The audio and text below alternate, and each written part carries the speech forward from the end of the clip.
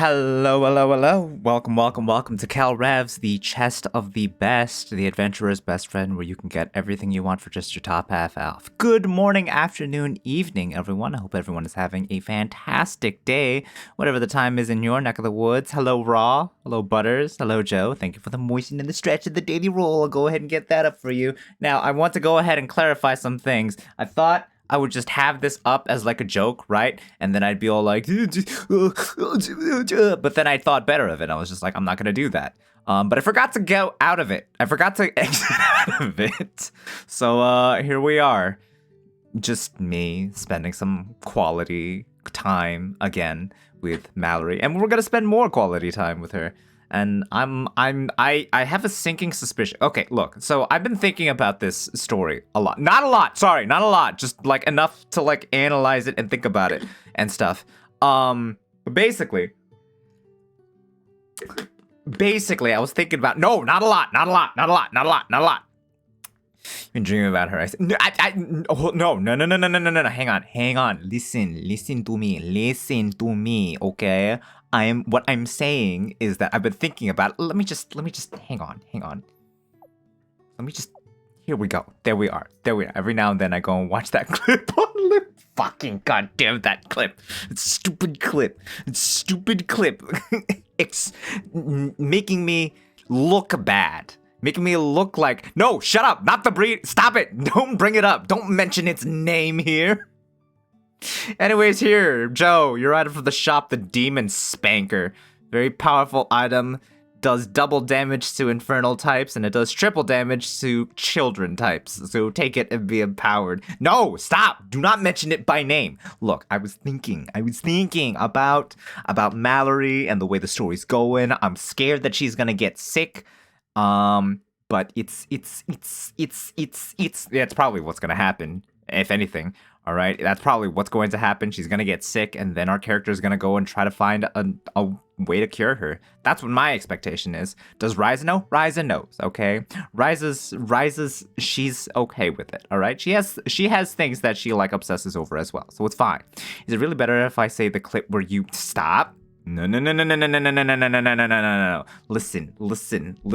You could say it, you could frame it in a more accurate sense, Butters, where it's just like the clip where Kel is influenced by chat into reading something the wrong way. All right? Need I remind you, that wasn't my fault. I am the victim here. All right? And I will not be silenced on that front. Do you understand me? Also, hey guys, I hope everyone's doing good. Gaslighting? No. This is not gaslighting. First of all, as you guys know, I would tell you if I was gaslighting you. And the fact that I'm not, this is a serious moment right now where I am informing you of your sins, and y'all should be ashamed of yourself. How is your guys' day, by the way? I hope everyone had a fantastic Tuesday, Wednesday, Thursday. I apologize I wasn't able to stream on Tuesday. Tuesday was kind of sort of like a weird day. Yeah, that's right. Tuesday was a very weird day for reasons that I will not burden you with. But the important thing is that it's behind me. Things got resolved, things got worked out, and now here I am. I'm ready. I have some great news, guys. I'm taking a commission that I was waiting for that was absolutely necessary got finished. So that means I can start to plan for the wedding. And that means I've already been working on the invitations. They're basically done. I'm going to like post that in the next couple of weeks, I think. My errands yesterday took longer than expected, but I got tasty snacks and cheap dinner out of it. Yo, okay. But like, that's gonna be me tomorrow when I go to get my snacks and do my shopping, and I'm excited for that. The one, oh yes, we're doing the wedding. I'm hoping to get it I'm hoping to make the announcement like at least like either this coming week or next week. But the way that it's looking is that it's probably going to be December 10th, Sunday, December 10th, 6 p.m. JST. That is my plan. December 10th. Guys, you have no idea how much time and effort I put into this shit. Like, I've been working on like other stuff, like the lore and stuff, as you all know. But the moment my commission got finished, I was just like, all right, well, here we go. Now I have to go all in because the lore can wait. That is a work in progress that is just constantly going to be worked on as time goes on. Right? There's no getting around it. But the wedding is going good. I'm ready. I'm excited. I'm glad you guys are looking forward to it. I am going to advertise the crap out of it. It is going to be the cringiest thing that I have ever done on this channel, aside from existing. But that's besides the point. Can I be the flower girl? Oh my gods. That's right. I should totally. Which tie should I wear? Dude, I've been thinking about like what I'm going to wear to the wedding as well. You know, I would love for Joe to be the flower girl, actually. But we'll talk shop. I need to figure out the. Can I be the best here? I already do have a best. I already asked someone to be the best like lady. Actually, I asked her to be the best lady. So she's but. I'm sure there'll be something. But yes, we're going to have it'll be a whole thing. The day before is going to be the bachelor party. I have a golden bow tie. It's the go-to for silly occasions, but also fun-filled, loving occasions, right? As long as it's like a champagne gold bow, bow tie. You know what I'm saying? If it's like a neon gold, is neon gold a thing? That's a question, for sure. But that is a question for us to figure out earlier. Bachelor party, yes. So drunk karaoke stream. What if I just straight up played like something like so bachelor party-esque, like Monster Prom or oh god, so what if I played Honey Pop on this channel? Would I get in trouble for that? I probably would, but it would also just sort of I'm not gonna do that. I'm nixing the idea right now. Not playing that. Shut up. Shut up, Joe. Might have been when it was new. It's not sparkly. It's more refined than that. Ah, I see. Listen, all right? You shut your mouth about these sorts of things, all right? Listen. That is a problem for me to figure out in the future, but for now, at least, save the date. I'm pretty married to the idea of having it on December 10th. All right? This is it's probably going to be the best week end for me in December, just because I'm gonna be going on vacation New Year's week. So it's the married to the. I didn't even intend that. That was completely by accident, but that just demonstrates how skilled with the puns that I am, as you all know. After all, dab. But yeah. That's the plan. I'm working on stuff. The invitations are already 90% done. I just need to wait for my daily save so I don't have to subscribe to the browser photo editor that I use. So once that's taken care of, today I got some recordings done for it. I need to get maybe 2 more recordings done, and then I need to ask my best lady to record her message because I don't think she'll be able to be available for the wedding itself.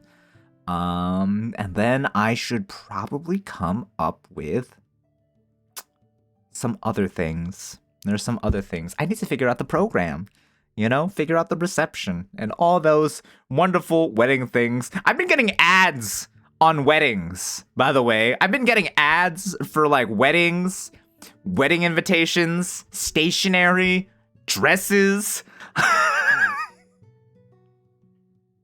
Just I've looked at this way too seriously, and as a result, it has confused the hell out of the algorithm. They're just like, who the fuck is this person? What are they? You too? You mentioned this, Raw. I think you did mention this. Getting those wedding mags in the mail too. If I start getting wedding magazines in the mail, I'm going off the grid, guys. That's it. If I start getting that kind of stuff in the mail, that's it. I'm graduating and I'm going off the grid. That is a level of surveillance that I'm pretty sure is just a sign of the apocalypse at that point in time. Like that's I mean, AI is already a problem as it is right now, but if it gets to that point, we're dead. We're all dead. We gotta run, all right? Not off the grid. I have to. And besides, who knows? Maybe living off the grid will do something for me. Like, I might be out there in my cabin in the woods, just minding my own business when all of a sudden, blam, a beautiful and wonderful anime girl steps into a bear trap on my property and then I have to take care of her. I don't know. Could happen. Hey, Nug. Thank you for the 14 months. 14 months. Oh my gods. Guys, we're almost approaching the channel anniversary again. February 1st. Another thing to mark your calendars for, but that's besides the point. First things first. Wedding. Wedding. Again, right? It's just like right there. I feel like 2023 just sort of like passed me by. On one hand, it's just like my workplace has just been the same thing over and over again, which is one of those things where it's just like, yeah, time is just gonna pass immediately. But it's also just like, so much happened in this year, and yet it feels like, I don't know, I feel like I'm still in July, at least. September, if I want to go that far. And now here we are, middle of November, and now December is creeping into my September heart. That's a reference. Just move to the moon, best solution. Are there bears on the moon? Legend says there is a rabbit on the moon, or like a bunch of rabbits, apparently. But yeah, it's just like right around the corner, guys. It's crazy. I understood that reference. I thought you might. I'm moving to the moon? Why are you moving to the moon? Well, okay, I say that, but honestly, if I had an opportunity to go to space without adverse effects or without a particular need to, I would probably jump at the chance, assuming I don't have to pay. If it's free and I don't die. It needs to be a two-way thing. And when I say a two-way thing, I have to be able to walk away from the landing, just covering all my bases. If there is some bizarre genie out there that's watching the channel and is just like, oh, I can make that happen, don't twist it in that way. Do you understand me? I'm gonna just hold them shut when I go up. Sure, I have stitches everywhere, but I mean, I guess. Am I still the flower girl? You could still be the flower girl. Sure, Nug. Sure, Nug. We can have multiple flower people. It's totally amenable. Oh, that means there's another video I need to edit then. I will try my best to ensure that I have everything set up and prepared. Save the date.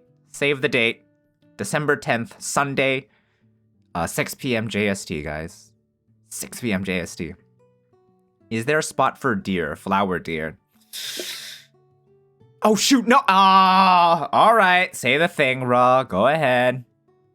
I can't believe I fell for it. I can't believe I fell for that. Oh, my God. You're so juvenile. What? Come on, Raw. Go ahead.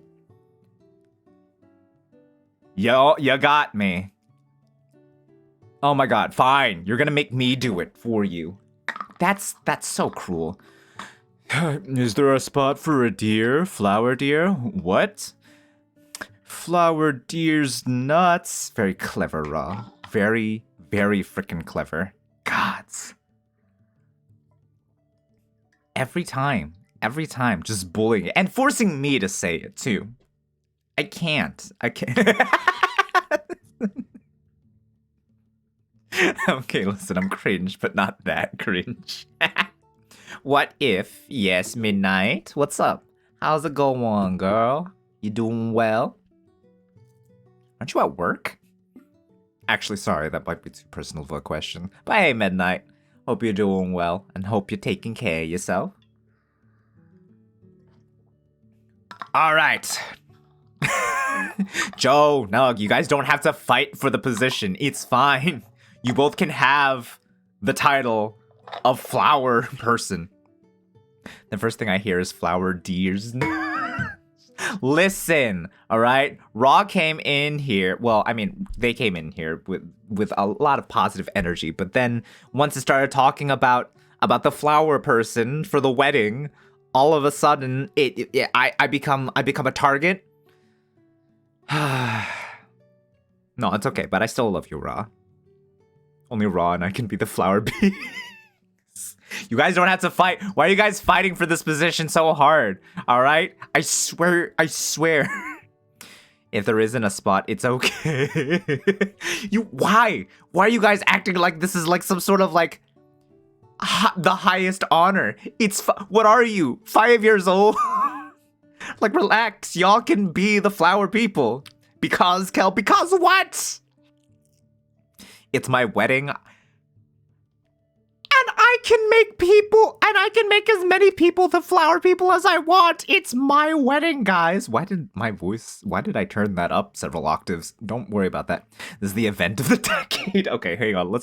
You're laying it on a bit thick. The event of the century, even thicker. Please, guys, look, I'm super excited for this. It's my own wedding. Can I say real quick, by the way? Can I just say real quick? I was talking to someone and they like straight up were asking me. I was just like, so you live in Japan, right? I was just like, yeah. I was just like, that must be tough. Like, and your wife just like went with you? I was just like, my wife? She's like, yeah, your wife. You like talk about her on stream like all the time. I was just like, oh. I was like, oh no, did I say something wrong? Did you and your wife split up or something like that? I was like, ooh. So, I think I need to explain some things.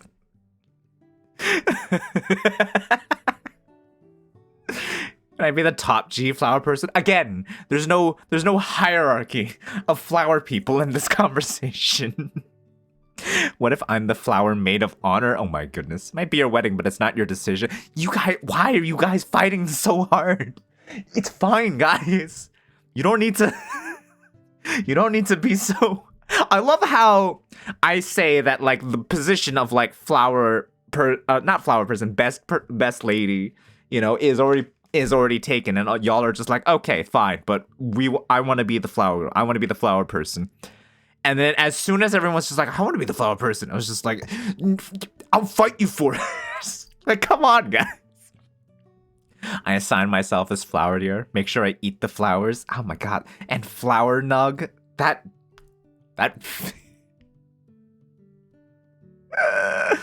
gonna be there when you introduce your wife to your parents. Oh my god. Well, I feel like you guys kind of sort of like have a grasp on like the kind of personality that my parents are. My dad would look at me like really weird and he would tease the crap out of me. My mom, on the other hand, she would definitely just be like, you're what are you talking?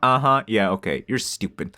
And I'd respond like, well, whose fault is that? And then she'd be like, your fault.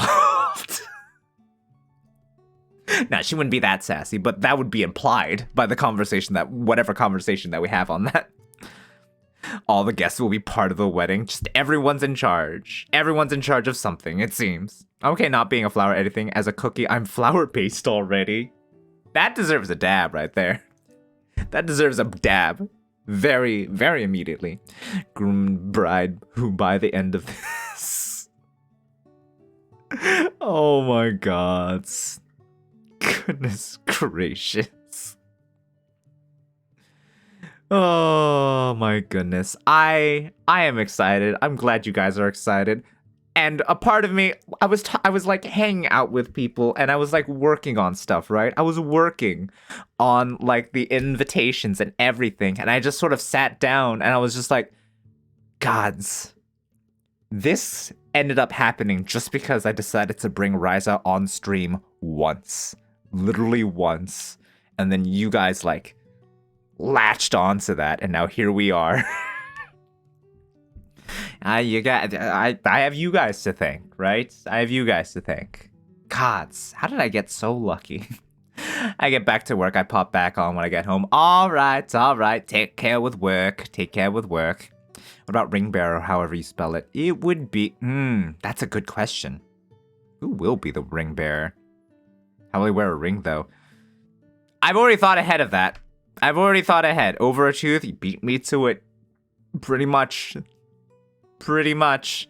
Although technically speaking, the hands are canon. A bear. Midnight makes a very convincing argument there. Maybe I should have. I already have the bear girl. I already have one bear girl taking care of like the best lady situation, but I could get another bear. I could ask another bear to be the ring bear. Also, David, thank you for the 14 months. Goodness gracious, I just realized I saw that. I completely forgot to say. Battle Royale. Oh my goodness gracious gods. This is what it's gonna come down to. Listen to me, all right? That is the way that I would like buy a car and decide between dealerships. But that is not how I'm going to decide a flower person, okay? No battle royale happening. Getting a grill cannon. Oh, I can also picture it around the middle of the glasses somewhere. We'll figure it out, right? We'll figure it out. Listen, Rise and I have been talking, and we're gonna make it work. You'd battle royale cars, of course. I would. What was it? I got it. The inspiration from like what a Tumblr post where it's just like, yeah, I would get like a car, go to like each dealership, right, and then drive to an abandoned lot, and then abandon them, right? Leave. Come back with a different dealership, salesperson, dump them there, and then eventually I just have them flight it out. You know, it'd be a good lead up to the wedding celebration. The battle royale? No, new kill leader. Of course, Midnight would say that that's the best way to lead into the wedding. No, guys.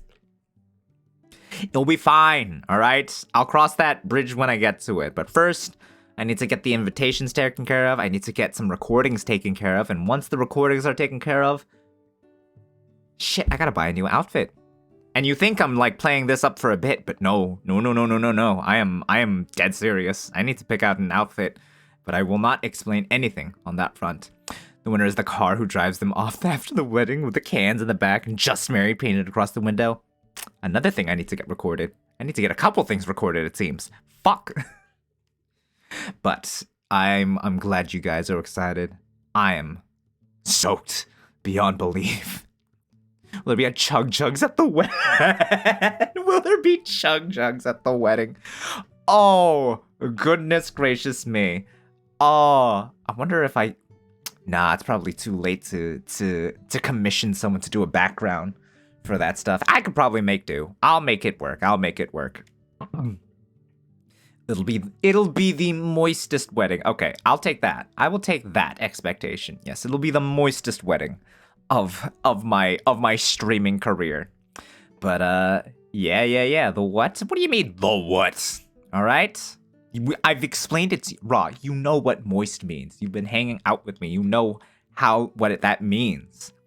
I don't think I want to go anymore. Relax. Well, it looks like the flower spot. No, look, see? I got influenced again. There is no flower spot. Y'all can be the flower people. It's fine. I'm kidding. I will fight gods to attend the wedding. I know. What was it? Freaking Raw. I was hanging out with them and we were just working. And I was just like, what if I just like... No, I think it was Raw who came up with the idea of just like having like a wedding prep stream on their own channel and stuff of just like picking out outfits. Like, what should we do? Like, what should I wear? Sort of thing. And I was just like, I would find it hilarious if other people just did something like that. Of like getting ready for it. I would be so stoked. Not pressuring anyone, mind you. I just think it would be hilarious. It's already spiraled out of control, at this point. It might as well just go from 10 to 13. You might as well roll a 6 on a D4. You know what I'm saying? Not even kidding, I will do it. I'll do it after my 12-hour stream, and I believe you. That's the thing. I believe you. Literally, I asked Roz, like, hey, if you're gonna do that, like, is this date work? I don't mind But I'm already married to the idea of the date. So December 10th, y'all. Set in stone. Save the date. Hope to see you then. I'll have the invites out on Twitter. And in the Discord, obviously. So once that happens, just go ham with spread the word. Open invite. You're getting married on my birthday? No. Is it? No. Yeah, I was about to say your birthday is a different time at that point in time. But yes. I just thought of the best, worst idea for this. You don't have to tell. Yeah. Whew. Close one. That was close. Oh, God. That was a close one. Gotcha. You're safe. No need to worry, Ra. You're safe. Keeping you safe. Joe, keep it a secret. Surprise me. I'm one for secrets, and I'm one for surprises. You're good. You don't have to apologize, Ra. I'm keeping you safe this way. I'm keeping you safe. But anyways, we've talked shop for long enough, I think. Goodness gracious gods. Literally 25 minutes of talking about the wedding. It should give you a good insight of just how excited for this I am, or how deeply excited all of you are. Even if you try to deny it, I know you're as invested in this as I am. I'm making a wedding gift. I'm excited. Fancy an improv? Hit me with it. Go ahead. Let's do it. Best get this early on, right?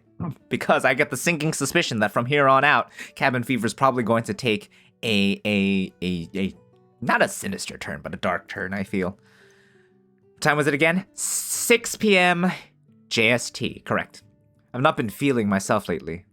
That's wrong. It feels like the concept of me has been slipping through my fingers, but that new guy, every day he feels more and more familiar, and not in a getting to know someone kind of way. I wonder who I'll see in the mirror tomorrow, me or them? Will I see anyone? Will I be anyone? Interesting. Okay.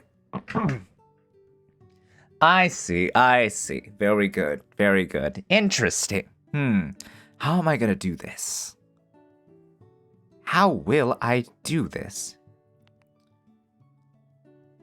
Let me think for a second here.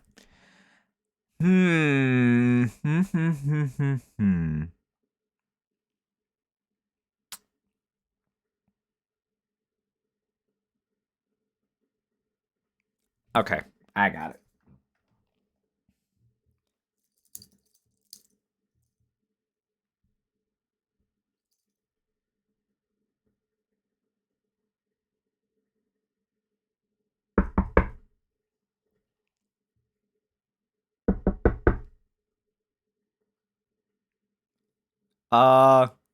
Bryce? Dude, you in there? Bryce, come on, dude. We got class.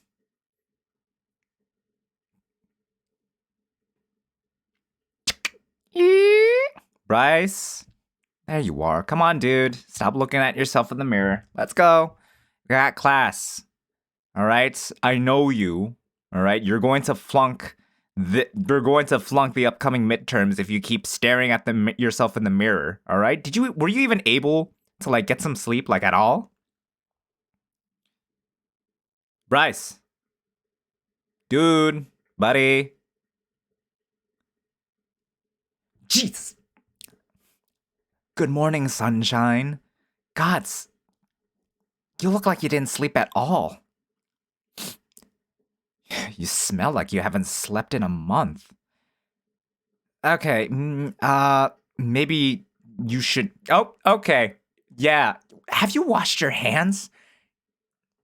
Can you okay, all right, Bryce, dude, seriously? What's going on? And honestly, what's been going on? You've kind of been in this weird state all week. Everyone thinks you're doing drugs, all right? There's no getting... Everyone thinks you're doing drugs, and not the kind that help you, by the way. No, not the legal ones that help you, at least. Okay, all right. Relax. Listen. Okay, all right. Not there. Okay, Bryce, seriously, you look insane. You look crazy. You look like a junkie, going through a horrible withdrawal, and you're not talking at all. Do you even You're not even an engineering student, dude. Why are you so This for my God. Okay, yeah, you are Bryce De Niro. All right, Bryce De Niro. All right. Yes, yes, Bryce, you are real. I am your twin brother, Bryce. I'm your twin brother, Bryce. You know this. I mean, come on. We basically tried to strangle each other in our mother's womb. All right, come on. And I'm not gonna. We've outgrown that, by the way, and I'm not gonna do that to you now. Oh my God, I'm not gonna do that ever. Bryce, come on, dude. Like, this is weird even for you. Oh my God, sure. You, Bryce De Niro, are currently a student at Tokyo U. The both of us tried to get into university in the US and realized that we're just major weebs and we would go to Japan instead. You decided to go into finance, I decided to go into economics, and here we are, somehow in the same dorm because you just couldn't stand to be separated from me. Listen, even by culture shock standards, this is just a little bit out there. And all right. Bryce, all right, buddy, sit with me here. All right. This is kind of sort of weird. All right. This is kind of sort of weird right now, okay?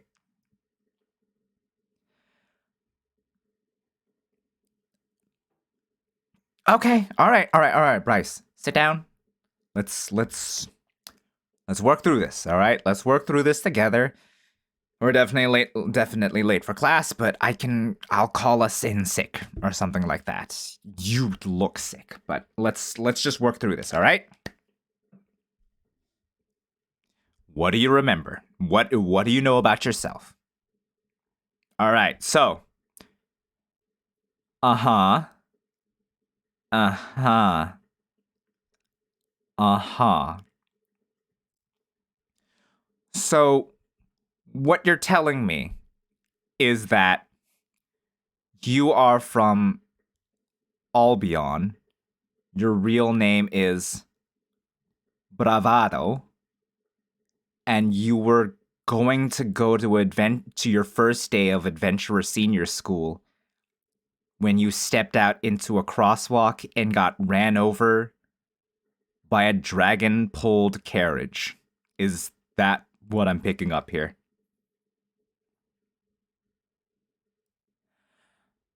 Okay. So, yeah, that sounds like a drug trip. That's for sure.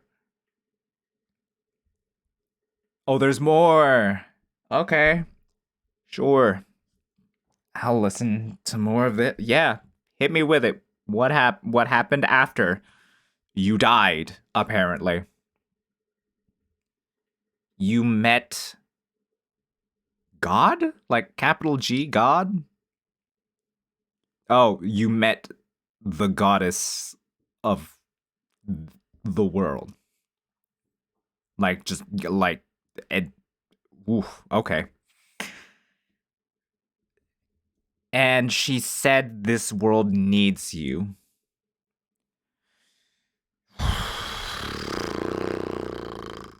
I mean, it must be nice to be needed and to be so important to the world. That's for sure. Yeah, of course. And how exactly does the world need you, Bryce? Sorry, bravado. She didn't say why. She said it's a money situation. Okay. Well, it's a good thing you majored in finance then. Uh-huh. Okay. You know, I'm gonna make some calls. All right? You stay here And look in the mirror, whatever it is you need here. Uh I'll be right back.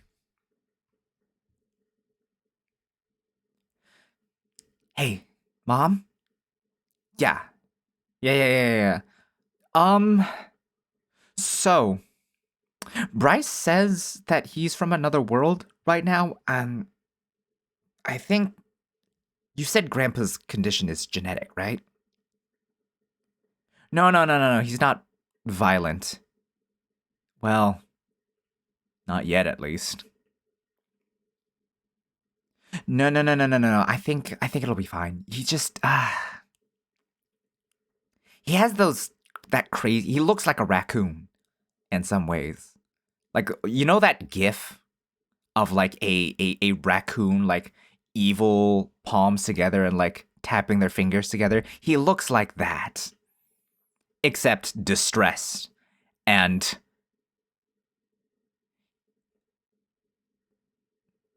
okay, Mom, I think it might not be. It might not be this. I think I'm starting to feel it a little too, because you just pulled out a sword, and not like the wee samurai sword that he bought for Christmas for himself, back in 2014. Yeah, I'm gonna call in sick today, Mom. But yeah. If you could like get over here and like walk us. We're. I'll talk to you in a bit here. Do I have a sword? Well, that is not supposed to. That is definitely not supposed to happen. All right, Bryce, you need to calm down. You need to calm down. Put the sword down. It's a really nice looking sword, all right? No, it's not your brother's because I'm your brother and that is not mine. Oh, your brother's from Albion. Gotcha. Listen, I'm telling you right now, put it away. It looks incredibly real, and I'm pretty sure that makes it automatically illegal in the country of Japan. Listen, you need to relax. I'm just saying. Bryce.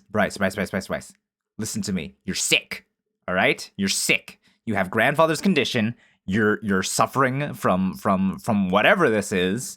And if you want to be better, you need to work with me here. You need to put it away. Put it away. How long has this been going on exactly? Oh my god. Listen. All right. There's not Listen, everything's wrong, yes, because you're living in a foreign country. I get it, but nothing, the only thing that's wrong here is you. Okay, that came out wrong. What I'm saying is your mind has a condition, all right? And we're just going to work through it. It's going to be fine. It's going to be okay. You just need to relax here. All right? You just need to Oh my god. Okay. Hi, excuse me. Whoa. Okay. What's going on here? That's my brother Bryce. This is our dorm, and you people are definitely not supposed to be here, and you're definitely not supposed to have a gun. Okay. Change the world. My brother?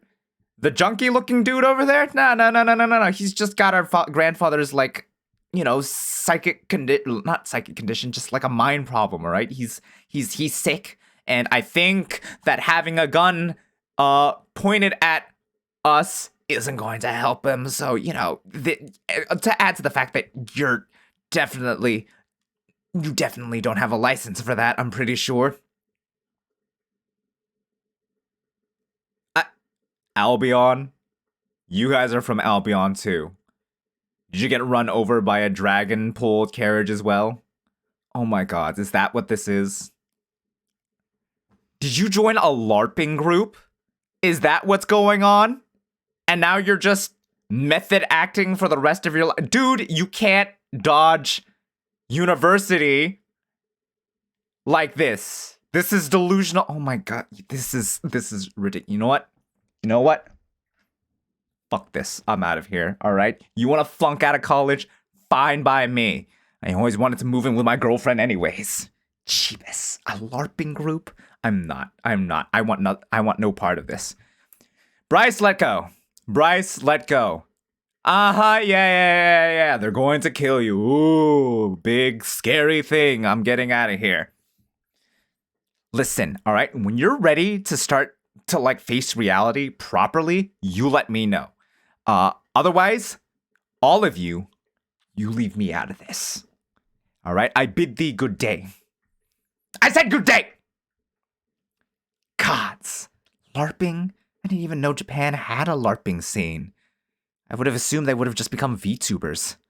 Who the hell is setting off fireworks? Ugh, gods. I'm gonna be late.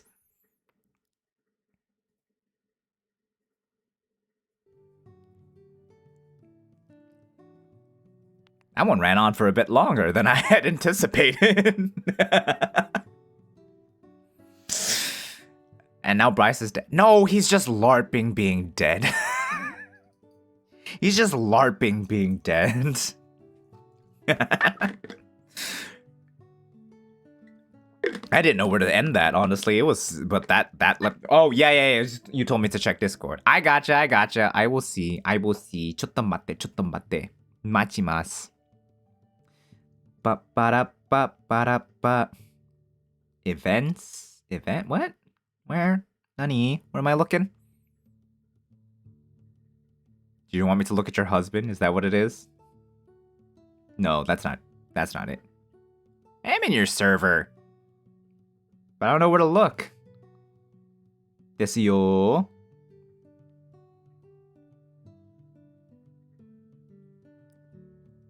Oh my god, sorry, I didn't see it. I never look at that spot of Discord, that's why. Also, I love that you just threw in an eye, like you didn't even remove the watermark. Which, it's fine, that's fine. It's just hilarious to me. I personally think that it's hilarious that you just leave a watermark from like a stock photo place. It establishes dominance because you're not afraid. You're not afraid to show the world that you don't care. Oh my goodness, I'm glad you guys are excited for the wedding. But anyways, for now, we should probably focus. It's high time we jumped into it. Yeah, finally. But yeah, we're playing more Cabin Fever. I think we're like halfway through the story. I think, but I'm not sure. Where are we? Chapter 7. Maybe halfway. We'll see. Probably gonna go through like 2 chapters, I think, for tonight. Kind of like how we approach like Valhalla and stuff. Because otherwise I just like will never stop. Semi-lurking, doing work. All understandable. Hey Master, welcome to stream. Alright, where was I? The next morning, I awoke to the sound of rain softly pelting the windows. The storm had passed, leaving only a damp, drizzly day behind. I kept my eyes closed and listened. I could hear the faint sound of the rain dripping from the downspout along the house. I stretched out my arms. The bed around me was empty and cold. Mallory was gone. But I knew she had been there, because I could still feel her on my skin. The cabin felt extra chilly. This is ominous right off the back. I got out of bed and dressed up warm, pulling on a pair of worn-out slippers. Made my way downstairs. Okay, never mind. I got worried. The way they were framing it, it just made it seem a lot worse than it seemed. Right away, I spotted Mallory in the kitchen, and I felt my face break into a smile. She had a bucket and a bunch of rags out, and she seemed to be cleaning quite furiously with a cloth and spray bottle in hand. Never mind, that is ominous. Good morning. She startled upright, fumbling and dropping the spray bottle. It clattered on the floor at her feet. You scared me.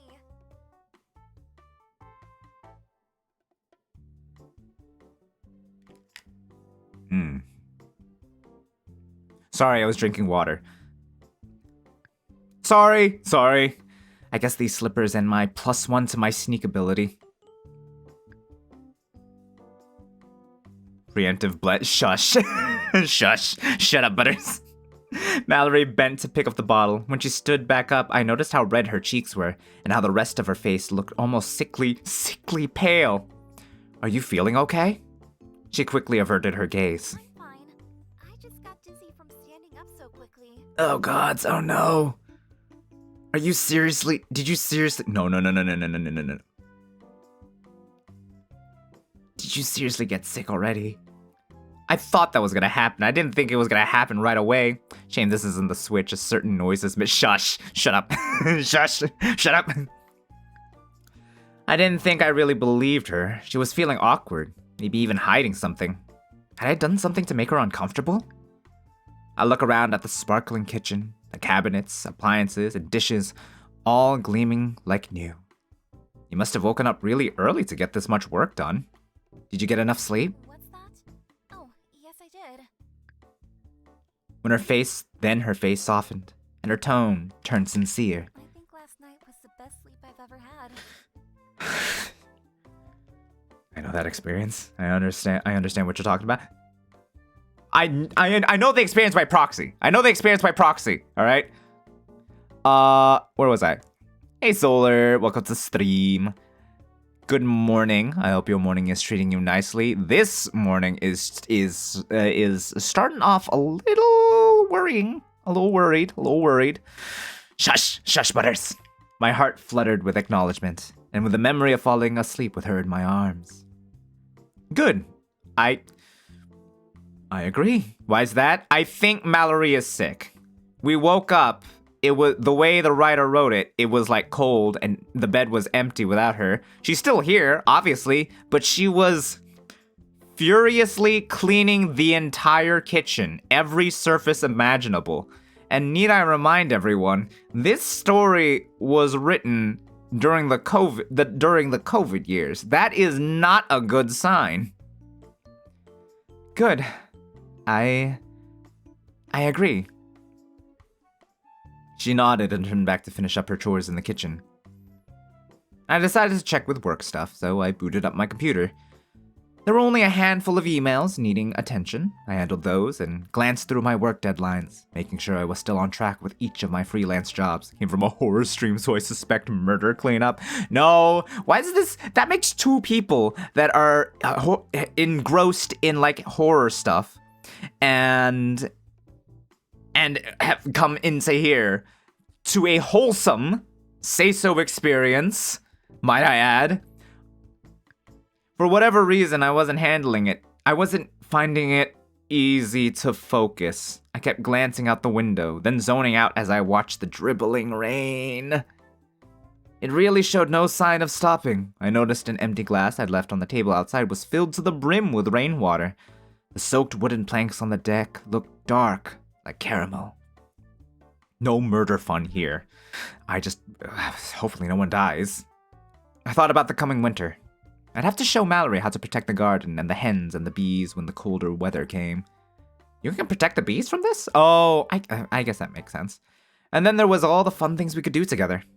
Oh God's protagonist, stop talking. I wondered if she'd ever gone tobogganing before, or had a bonfire out in the snow. If I could find somewhere online to buy marshmallows and order them right away, they might get dropped off sometime in the winter. There came a sudden clatter and a thud from the kitchen. I jumped, nearly knocking my coffee mug off the desk. Mallory? She didn't answer. I stood up quickly, walked over to see what had happened. My throat tightened when I looked past the counter. Mallory lay sprawled on the floor, her cheeks red and beads of sweat gleaming on her forehead. Her eyes were closed, her head gently lolling to the side. Mallory! I rushed to her side, dropping to my knees and propping her up in my arms. The touch of her skin warmed my hands. She was burning up. A groan left her lips, and her eyes fluttered open. She has it! She's got the roni! Sorry, I just knocked over my water bottles, trying to get my phone. No, none of that. 違うよ. Mallory, are you okay? Hey there. She is definitely... Oh, we've lost her. Floor. Her gaze seemed to drift past me, as though she was having a hard time focusing. You must have fainted. I knew something wasn't right. Why didn't you tell me? I'm fine. It was just a sudden dizzy spell. I haven't eaten breakfast, that's probably it. Nah, this goes beyond hunger pains, girl. But I could feel her body starting to tremble. Her skin felt fever hot, and yet there were goosebumps on her arms and legs. She was preemptively cleaning up her own murder. That's not called murder. Shit. My only instinct now was to make sure she was okay. I lifted her up off the floor. Oh my, what are you doing? Ew, put me down. I quickly carried her over to the couch and put her down there. I covered her in blankets, tucked her in tightly, my face set with grim determination. I brushed her hair back to feel her forehead and ignored the anxious way my stomach clenched. I darted back into the kitchen, grabbed the temperature scanner from the drawer, and returned to Mallory's side. Maybe it's just a cold? Honestly, I'm It's fine. definitely probably not a cold. I probably just overworked myself. No, not buying it. I held up the scanner. It seemed to take forever and ever to come up with a reading, and when it did, my heart sank. You definitely have a fever. Mallory seemed to shrink under the blankets. Seeing her like this, looking so helpless and uncertain, made my heart feel like it was being painfully squeezed. Is it your leg? Let me look at it. Maybe you've developed an infection. When did you start feeling sick? This morning? We can get your temperature under control with some aspirin, no worries, and then we'll go from there. I didn't know when I had started to pace, but there I was, heading this way and that, making my way over to the kitchen to search for whatever it was that could help her. I filled a glass with water and reached up into my cupboards for the aspirin bottle, grateful to have kept a supply. Except it wasn't there. Where was it? Had I misplaced it? Maybe Mallory had put it away somewhere else by mistake. No, didn't she use the last of your aspirin the other day? I brought her the glass of water anyway and used a damp cloth to cool her forehead. Shh. Just relax. Let me take care of you for a minute, okay? She opened her mouth to argue, probably, but backed down when she saw the look in my eyes. I moved to her feet and pushed back the blanket to expose her injured leg, and I carefully unwrapped the gauze and peeled back the bandages to see what was going on. There was bruising around the wound, and it was still a bit swollen, but then it had only been a few days. The healing process for something like this would take weeks. I should be keeping a closer eye on this. I shook my head. Drink your water, okay? And you should have something to eat. What would you like? I'm not really hungry. I just feel a bit tired. She's got the roni. She has the roni. Oh, gods. And this is a world where it's lasted 20 years. Maybe we'll discover the cure. I'm sure I'll feel good as new if I just He's go pretty to the smart. lab. Except he's more like off the grid kind of smart. I've let out a concerned sigh, but agreed. After tucking her in a little tighter, I crossed back into the kitchen and stood there aimlessly for a minute or two. I didn't know what to do. Make her a pot of soup, said my brain. Good idea, brain, I thought. Carrots, onions, celery, potatoes. Potatoes. I know, of course I don't have potatoes. Macaron. Confession, I ate all the macarons at my local conveni again. Whoops, I muttered to myself as I searched my kitchen for ingredients, then began roughly chopping what I had. Macaroni? I don't know if macaroni is the best option for a roni situation. Although, maybe that might be surprising considering the similarities between them, right? There was some rice in the pantry, I knew, and some peas in the freezer. Soon I was tipping my soup ingredients into a pot with a shower of salt and dried parsley. Is that acceptable? I covered all of it with the stock I'd made from chicken bones and veggie scraps, then set it to simmer. Pepperoni? Pepperoni might be better. I don't know, I just feel like the plastic cheese isn't quite going to cover it, you know? I feel like it's not going to cover an essential food group or nutrient need. When I crept back to check on Mallory, I found her deeply asleep. I exchanged the damp cloth on her forehead and piled more blankets around her, then just sat and watched her, feeling dismayed. Deep down, I knew what this could be. But I didn't want to think about that. And if I didn't have to think about it, I didn't want to believe it. And if I had every reason to believe it... No. I stood up and returned to the kitchen, gave the bubbling soup a stir, and remembered the aspirin. I started searching for it again, checking each of the drawers and cabinets. I searched in the bathroom, the living room, even getting down on my knees to see if it had rolled beneath some furniture. That's when I spotted it, hidden beneath the couch where Mallory was resting. I reached under the couch and grabbed the bottle. A feeling of immense dread began to form within me. Already, I could tell by the weight of the bottle and the silence as I turned it. But I had to see it to believe it. I popped off the cap and looked inside. The bottle was empty. At least 20, maybe 30 tablets gone in less than a week. I looked up at Mallory's sleeping face. I jumped at a loud thwack on the window. Irrationally, I wondered if someone had thrown a rock. It was more likely that a bird had flown into the glass, especially considering how clean it had been since Mallory came to stay. Went to the window to check.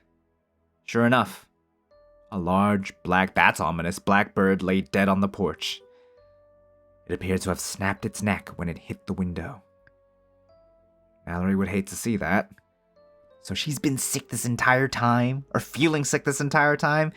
When we thought she was crying, it turned out she actually was coughing. I glanced back at her, a little worried I'd wake her up by talking to myself, but even the loud noise of the bird hitting the window hadn't caused her to stir. In that moment, I realized I was still clutching the empty aspirin bottle. I looked down at it. She must have been taking them in secret. But why? For the pain in her leg? Or for some other ailment? An overwhelming sense of frustration washed over me in that moment, and without thinking, my hand squeezed the bottle so tightly that it broke. I threw the broken bottle in the trash and stormed outside to deal with the dead bird's body.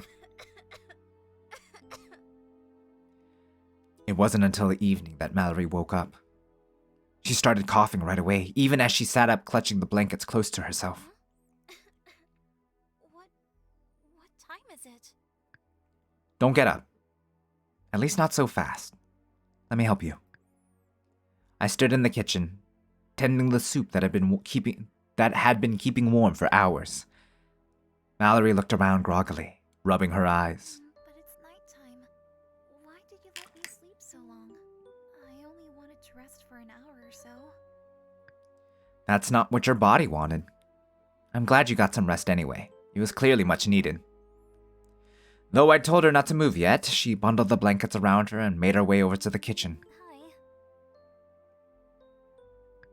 She leaned against the support beam. Her cheeks were still red, and her eyelids looked heavy. The way she wrapped the blanket around herself made her resemble a colorful turtle, with her long, slender arms poking out to hold on to the beam. How do you feel? My muscles are a bit achy, but I don't feel cold anymore. I think all the blankets you piled on top of me helped. Aching muscles. Lethargy. A fever. I wonder if she can taste. Ooh, no. I nodded and turned my attention back to the stove. I wanted to ask about the aspirin, but I was nervous. Wait, are you cooking? She took a step towards me, trying to peer into the pot, then wobbled and had to return to the support beam. It looked as though she barely had any strength to stand. She got the roni. Oh, she definitely got the rona. The roni. I wonder if this story ends happily. The reviews seemed positive. No one said it was sad. So that gives me reason to hope. I bit my tongue, not wanting to be overbearing. I'd get her to sit back down by offering her some food. I am. It's ready to eat now. Go have a seat and I'll bring you a bowl. I half expected her to argue, to insist she could get her own bowl or that I should sit while she served me, but instead, she just backed away and went to sit at the table. She's full of macaroni. It's really good. Thank you for making it. Oh no. My pleasure. I bet you thought I had no cooking skills. Well, it's finally my time to shine. She laughed, half-heartedly. I look forward to seeing what you're capable of, Cooking Senpai. Don't be cute right now, this is serious, girl. She folded her blanket neatly over the chair beside her, then placed her arms on the table to form a pillow for her head. She sat with her head down until I set a bowl of soup beside her. Oh, that looks so wonderful. She leaned over the steaming bowl with her eyes closed, holding back her hair as she breathed in slowly. I used lots of spices. They make all the difference when flavoring a dish. I gave her a little wink and she smiled. We both raised steaming spoonfuls of soup, blowing on them softly. Only Mallory's exhalation turned raspy, hitched, and she started to cough. She dropped her spoon back into the bowl and held a hand to her throat. She drew a deep breath, looking dismayed. So sorry. Too spicy? No, I can't. I don't know why. The coughing is actually activating my fight or flight, to be honest. Gods, those years were not kind to me, it seems. Mallory tried her best to stifle the coughs with little success. A nervous laugh came out of my mouth. Those autumn allergies are so annoying, am I right? She didn't answer. She was breathing very slowly and focusing very hard on bringing a spoonful of soup to her mouth. She slurped it, and honestly, she looked like she wanted to throw up. That bad? No, She was racked with another coughing fit. Her chest seemed to rattle with each breath. I couldn't stand seeing her like this. I went to her, rubbing her back as I pushed a glass of water into her hands. Here, drink some. She nodded, clutched the glass hard, trying her best to drink while her chest heaved. A minute later, after she'd taken a few sips, she was able to breathe a little more easily. I'm so sorry. I can't seem to stop. You don't have to be sorry. Tears began to roll down her face. They splashed onto the table and into her neglected soup bowl. What if... Shh. More tears dripped from her eyes. More coughs rattled in her chest. You don't have to worry. Everything will be okay. All you need to do is rest and let me take care of you. This will pass. I think I maybe just want to lie down. Oh, Mallory. Okay. I'll help you upstairs to the bed. You'll be extra comfy there. She gave a small nod. Her eyes were puffy and red as she gathered up her blankets in her arms. We headed for the stairs. I walked with her, taking the steps, one at a time, and holding her in case she lost her strength. Her skin felt even hotter, burning me, even through her sleeve. She needed a fever reducer, that was certain. I made a mental note to check when the new bottle of aspirin I'd ordered would arrive. Once we'd made it to the upper floor, Mallory pushed me away and started coughing into our blankets, doubling over and trying to muffle the sound of her pain.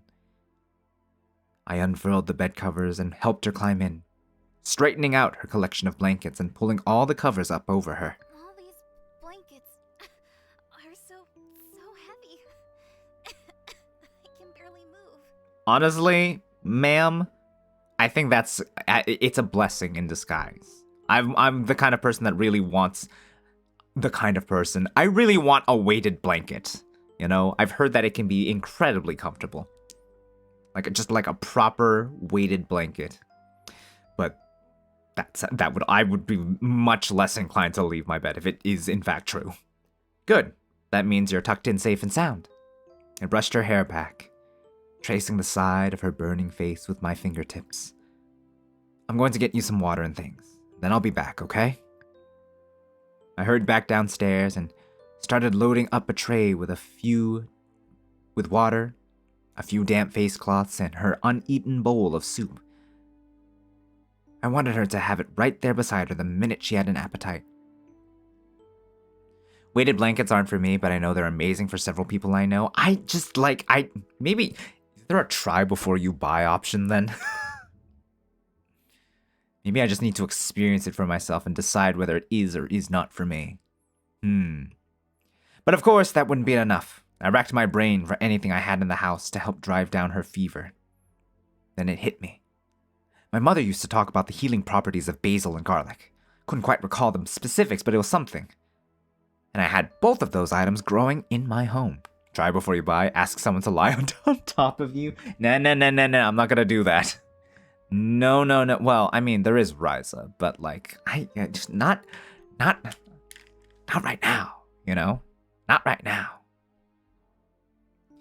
I rushed over to the kitchen to fill the kettle with water. While that was coming up to boil, I darted into the aquaponics room.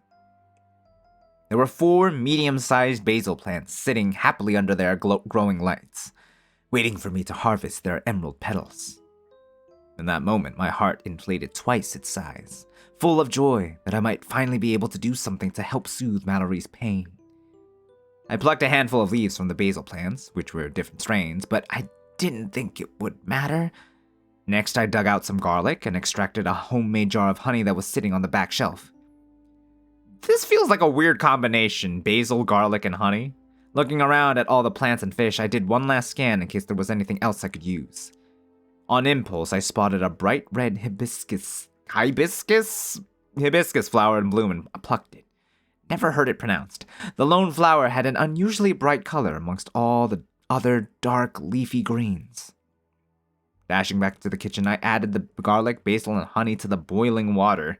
The concoction probably wouldn't taste very good, but I hoped, well, she probably can't taste it anyway, so it probably will work. But I hoped it would soothe her throat and help with her cough. Did I right the first time around? Hibiscus. Got it. Delicately, I placed the flower on the tray, along with a mug of a freshly brewed tea. The smell was overpowering. Maybe she wouldn't be able to smell it.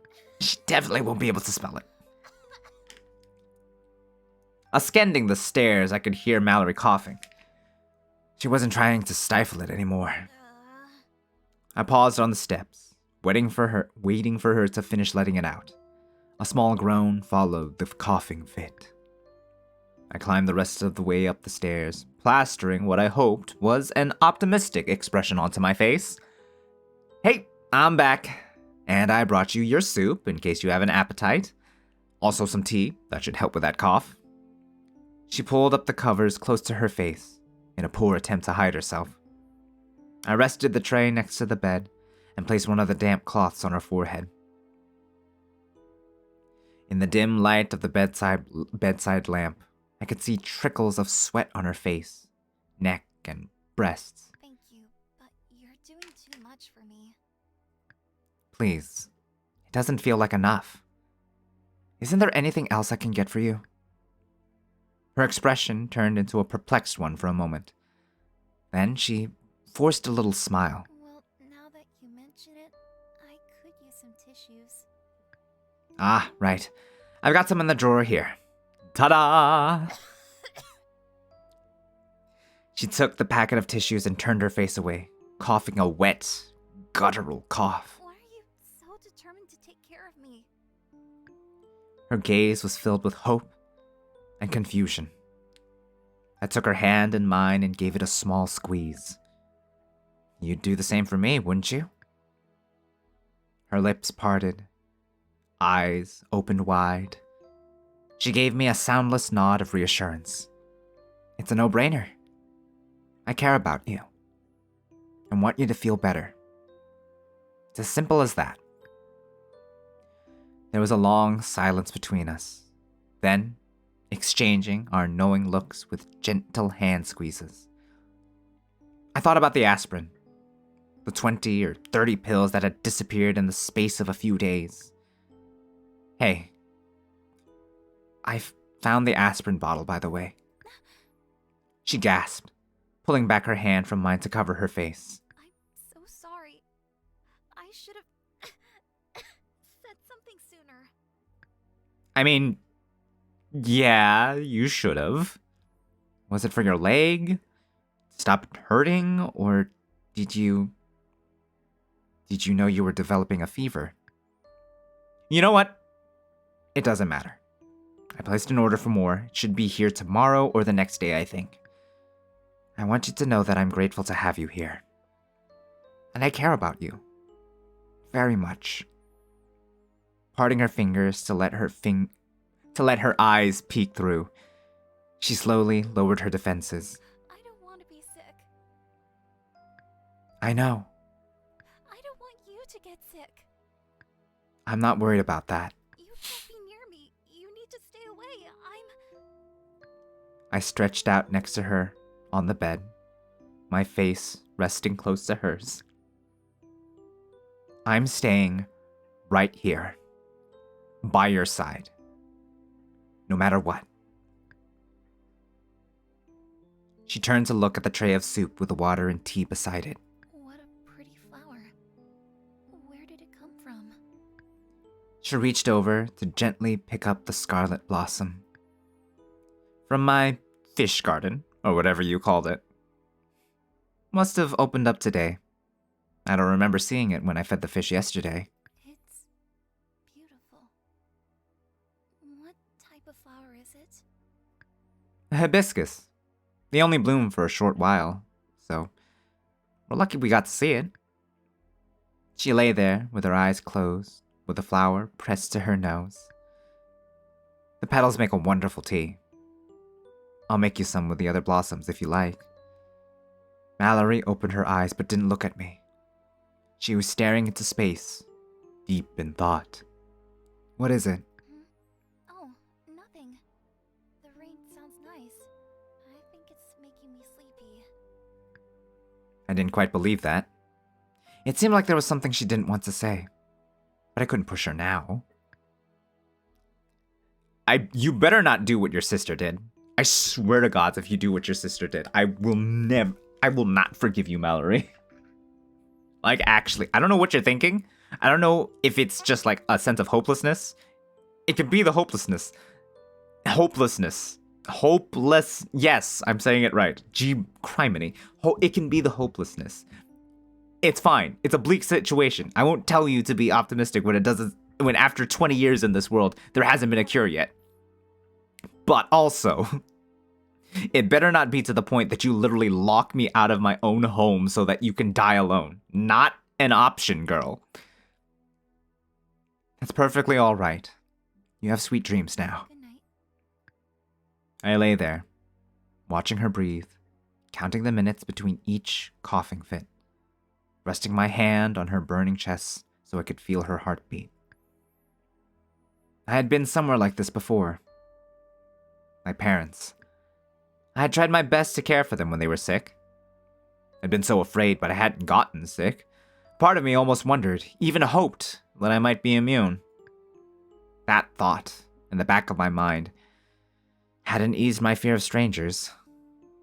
Of Mallory, when she first appeared in my life. But now I didn't care. Either way, all I wanted was for her to get better. Eventually, I drifted off to sleep too.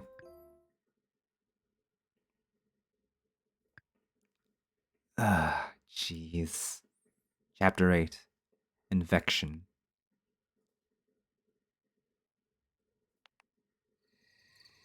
In the dead of night, something woke me up. The sound of the wind? She ran away. Oh my god, she ran away, didn't she? An animal?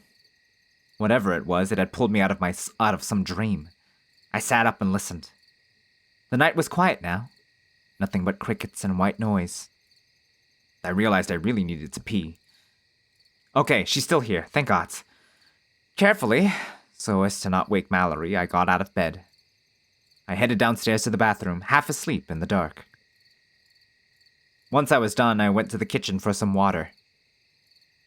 I stood by the window with my glass, looking out at the sleeping world. I wasn't used to being awake at this hour. It was a little eerie. Personally, I love that time, especially if you live in a rural area. You can just hear all that stuff in the background, just going crazy. I don't know. I like that kind of white noise. I glanced up at the dark loft where Mallory slept. For a while, her coughing had kept her and me awake, but I'd rubbed her back until we both drifted off. Thankfully, she was sleeping peacefully now, getting the rest she needed. Worry made my stomach feel sick and my chest feel hollow. There's no way I'm getting back to sleep now. I paced back and forth for a minute, dragging my hands across my face. I needed a distraction, something to shut down my brain or at least get rid of this nervous energy. Shaking my head, I went to my desk and dropped into my chair. Computers were usually pretty distracting. I turned on the monitor and pulled out my keyboard. It was a membrane keyboard, so I didn't have to worry about making too much noise with my typing. There were more emails waiting in my inbox. One was from a colleague who worked out of Vietnam. The time difference would have meant it was late in the afternoon over there, so she was probably wrapping up her workday as I sat there in the darkest hour of night. The subject line read, "Remedy distribution underway." Just reading it made my blood boil. I was so sick of these empty promises, and for what? We're reading it. Anything at all. Just, let's hope, okay? Read it anyway. I opened the email anyway, thinking maybe I could find whoever started the vile forwarding chain and send them a piece of my mind. But then my curiosity was piqued. The body of the email had a surprisingly official-looking Global Health Authority logo at its top. There were multiple language options. I scrolled to the appropriate section and started to read. Public notice. The worldwide distribution of R-Pandavax is underway. Please read on for information on how and where to seek treatment. Patients who receive R-Pandavax have a 96% chance of recovering, up from the 45% seen with traditional medical intervention. Right, I wish. R-Pandavax rollouts are now taking place, with med tents being set up outside major hospital locations in the countries and cities listed below. Symptomatic individuals should visit their nearest med tent as soon as possible for assessment and hospital admission. Hang on. This couldn't be real, could it? I scanned down the list, and then I saw it. The name of our city. Is this actually real? R-Pandavax treatment will be administered free of charge, with identification requirements relaxed by emergency order. R-Pandavax may also have a preventative effect, and individuals who have not been affected may opt to receive an immunizing dose. I scrolled up, down, searching the screen for some evidence that this was a fake, a scam, a lie. I pulled up the internet and searched R-Pandavax. At least 100 articles came up, all posted within the last 24 hours. Bulletins from different news sources, statements from researchers, schedules being shared. Mallory! I called up toward the loft, my voice shaking like crazy, my gaze not leaving the screen. I saved that, right? Alright, we'll save here. I stood up, tremors running through my whole body. Mallory, it's real! Mallory, we have to go now! I was dashing up the stairs, staggering toward the bed, ready to pick her up and carry her out of the cabin if I had to. I couldn't believe this. I couldn't believe our luck. It felt like a dream. Could it really be real? I reached across the bed for her and... she wasn't there. Mallory? I looked around the dark room while... she did run away! How? When? Where? How? Why? I looked around the dark room wildly. Mallory! The cabin remained silent. My heart pounded. Where was she? I raced back down the stairs, calling out again and again as I searched the cabin, throwing open the door to the aquaponics room and the bathroom and the storage room, frantic. Where was she? That's when I noticed something resting on the kitchen table. A small notebook left open. I went over and picked it up. The top page had a note written in purple ink. A lump formed in my throat and my stomach twisted. We both know I have it. My only hope is that it's not too late. That I haven't passed it to you. Because I want you to carry on with your life. Don't worry about me. I'm going back home to find out what happened to my sister. Whatever the answer is, I'm comforted to know we'll see each other again soon. I hope you know I would have stayed with you forever. But I'm thankful we had the time that we did. Love, Mallory. I stared at the letter. No. I had only just been laying in bed next to her. I had only just found out that I might actually be able to help her. And now she was gone? I crumpled the paper in my hand, forming a tight fist. In that moment, I was ready to punch a hole through my wall. My heart was racing. I couldn't think straight. Damn it! I had to go after her. She couldn't have made it far, not with her leg, and how sick she was. I was determined to find her, convince her to come back, convince her that we should be together whatever the circumstances. She needed to know how I felt about her, how much she meant to me. I raced to get dressed, throwing on a sweater and the first pair of pants I found, shoving my feet into some shoes and grabbing the crank-powered flashlight off the side table. There wasn't time to think. I just had to move. I burst through the front door and out onto the porch, nearly tripping down the steps before racing across the muddy lawn, my feet splashing in puddles. I was panting, sprinting almost blindly through the dark in whatever direction I thought Mallory might have gone. I was through the garden, over the hill, and nearing the woods when... Jeebus. Ah! Suddenly, I slammed against the ground. Pain shot through me. It took me a moment to get my bearings and understand what had happened. The trap. How the hell? But no, I'd completely forgotten about moving it. How did I let this happen? I did not expect a Chekhov's gun moment to come into play here. Shit, I didn't think that this was going to... Oh, fuck. I sagged against the ground, gritting my teeth. I couldn't let this slow me down. I gathered the strength to push myself up and look back at my foot. It was my foot that had been caught, and at a strange angle. I could only assume it was because of the way I'd been running so fast, practically flying over the sloping ground. I twisted and reached to release the trap, which took a few tries. Finally, I was able to scramble away and stand up, but the pain in my foot was excruciating. And that's why they're illegal. No time to deal with that now. I continued down the path, limping heavily and bleeding into my shoe, calling Mallory's name.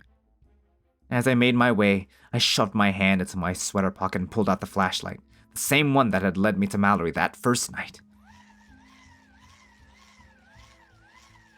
I immediately started cranking it, hoping against hope that it would lead me to her again.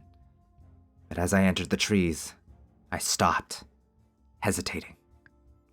Mallory's note said she was headed back to the city to check on her sister. Most likely she'd taken the footpath through the woods, the path she'd taken to get here in the first place.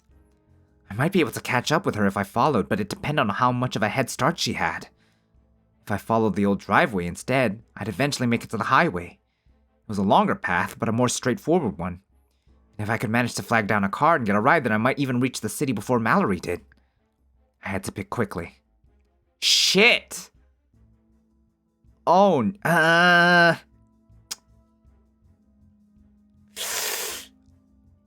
This seems... Ooh, this seems different. This seems different. I don't know what the play is here. We'll go all the way back here, I think. Head for the highway? Continue through the trees. Okay, hang on. Mallory is already injured. Reach the city, but to where exactly? I mean, we still have to find her. She's out in the woods by herself. Again. How do we know she even went through the woods? Yeah, we have no way of contacting her if we get to this. Imagine we get to the city. Then what? We still wouldn't know where we're still not sure if she even gets out of the woods. No, we'll go through the trees. Both options seem so risky. I took my chances and started down the footpath into the woods. Already I could barely walk. My shoe felt tight and wet, and every step sent pain shooting up through. Oh yeah, we're also injured. Through my soul, especially on the rugged forest floor. I shone the flashlight back and forth across the ground and the trees, avoiding fallen branches and jutting rocks. The thought of Mallory being out here alone, sickly and without any light, terrified me. I knew I wasn't moving fast enough. I tried to pick up the pace, ignoring the throbbing pain in my foot and breathing hard through my nose. A sudden glimmer caught my eye.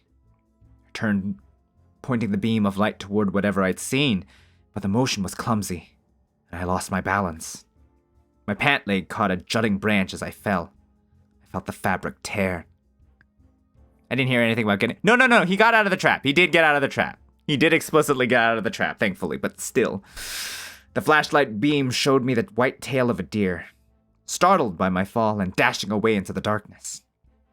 I managed to catch myself by grabbing a tree, but even leaning heavily against it, shivering cold with the flashlight beginning to dim and my foot going numb, everything seemed hopeless. My heart ached to be back at home, back with her. Just a few hours earlier, that's where I wanted to be. Good morning, Jacob. Welcome. Just got out of work and I'm in my car. Well, I hope you had a good day at work, or at least a passable day at work. Things are pretty rough out here. We have stepped in a bear trap. We are in the woods looking for Mallory, who has ran away in the hopes that she won't get us sick. Fuck. I straightened myself up, stepping back onto the path. Tears clouded my vision. I blinked them away. That was when I noticed the rip in my pant leg. These were the same pants I'd been wearing the night I met Mallory. I had torn them coming into the cabin. That tear had been fixed with a heart patch. I remembered Mallory taking the box of clothes, and seeing her later with a needle and thread as she worked to stitch up rips and fasten buttons. But she hadn't just mended these pants, she'd embroidered them. Left a sweet token of herself and her ability to love and care for others. My heart swelled and ached, and all I wanted to do was cry. Bad case of macaroni she doesn't want to give us she doesn't want to give us the plastic cheese. Why did this have to happen? Why did I have to lose everyone I ever dared to love? No. I refused to accept it. I stood up, my determination to find her renewed. But my body won't comply with my head. It wasn't just my foot now, but most of my leg. Numb, full of pins and needles interspersed with pain, each stab shocking my knee out of place and sending me staggering. I wasn't going fast enough. I couldn't go fast enough. I held onto trees and used them to drag myself forwards, too dizzy even to look where I was going. Slowly, pale city lights grew visible through the brush. The sky was starting to lighten. Mallory. I called for her, but my voice came out weak and dry. I coughed and groaned. I felt like I'd never catch up to her. I'd never find her. But there, rising up before me, was the city. Finally, I reached the city. The sun wasn't up yet, and the streets were dim, mostly empty. Yeah, this is a fucked up world this is. A world where COVID lasted 20 years. Criminy. It looked so much more decrepit than I'd imagined. The buildings were totally overgrown. There were broken windows, crumbling bricks, and the roads were all cracked apart. Here and there, bits of "keep your distance" tape fluttered, forgotten. The people who were left did not need to be reminded. There was a lot of vandalism, too. I walked past one dusty-looking grocery store which had 3 people lined up outside, each of them wearing a heavy-duty mask and spaced at least 8 feet apart from one another. Roughly, I'd say... roughly 3 meters apart, for reference. I couldn't imagine how tough it must have been on Mallory and her family living here, trying to stay safe and survive in a rundown dump like this. Mallory had said she'd lived at the top of the tallest building on a street near the planetarium. Thank God I had asked her enough questions to know that. Maybe we should have taken the highway. Shit. I guess that's something that I can do on another playthrough. If she was heading back to find her sister, that's where she'd be going. But would she have even made it that far? I wonder what the chances were that she'd ended up at a medical center, either on her own or because someone had decided to help her. After all, if the news bulletin I'd received was true, then she might actually be able to receive treatment. Go straight to the hospital, head for the planetarium. I think she totally gave up hope. I'm almost positive that she gave up hope already.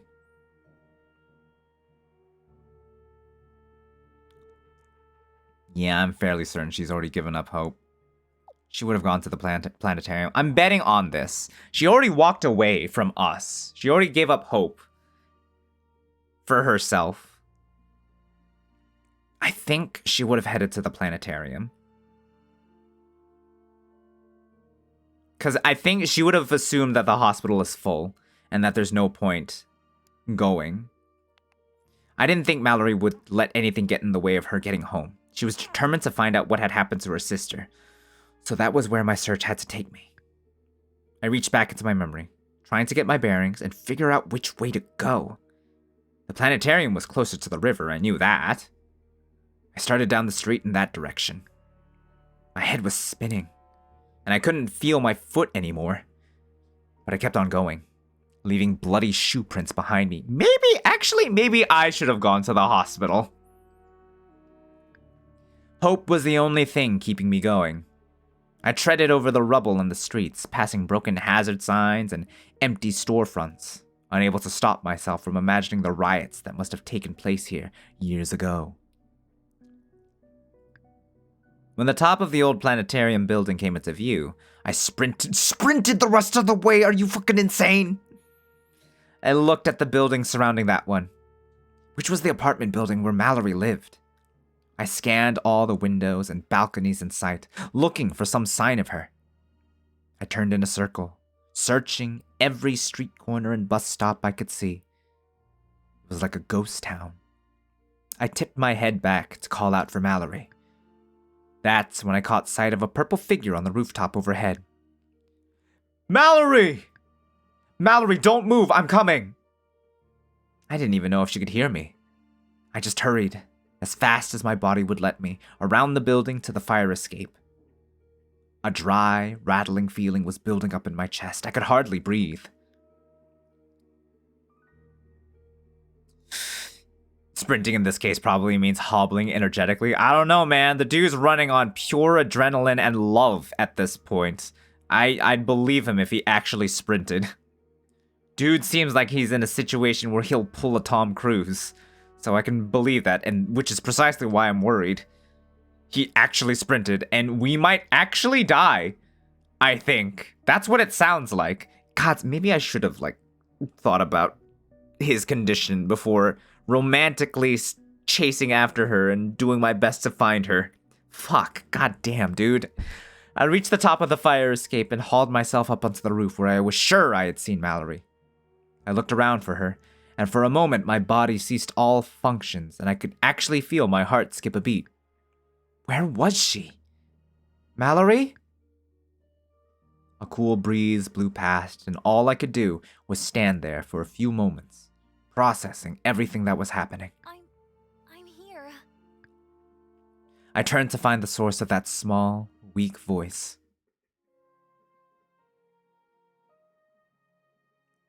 There she was, at the opposite edge of the rooftop, her delicate frame backlit by the gently rising sun. Well, we guessed right, but romantically, we should have looked for her. Romantically speaking, this was the right call. Realistically speaking, definitely should have gone to the hospital first, looking back on it. Hindsight is 2023. Dark hollows hung under her eyes and in her cheeks. She trembled, barely able to hold herself upright. Why are you here? She didn't look at me as she spoke, and my throat felt like it was twisting shut. Your letter. I found it, and I couldn't just let you go. She listened, and continued to gaze out on the cityscape, avoiding eye contact with me. You shouldn't be here. It's dangerous for you to be close to me. She was so out of breath. I approached her slowly, terrified that she would just float away. That doesn't matter to me now. I care about you too much.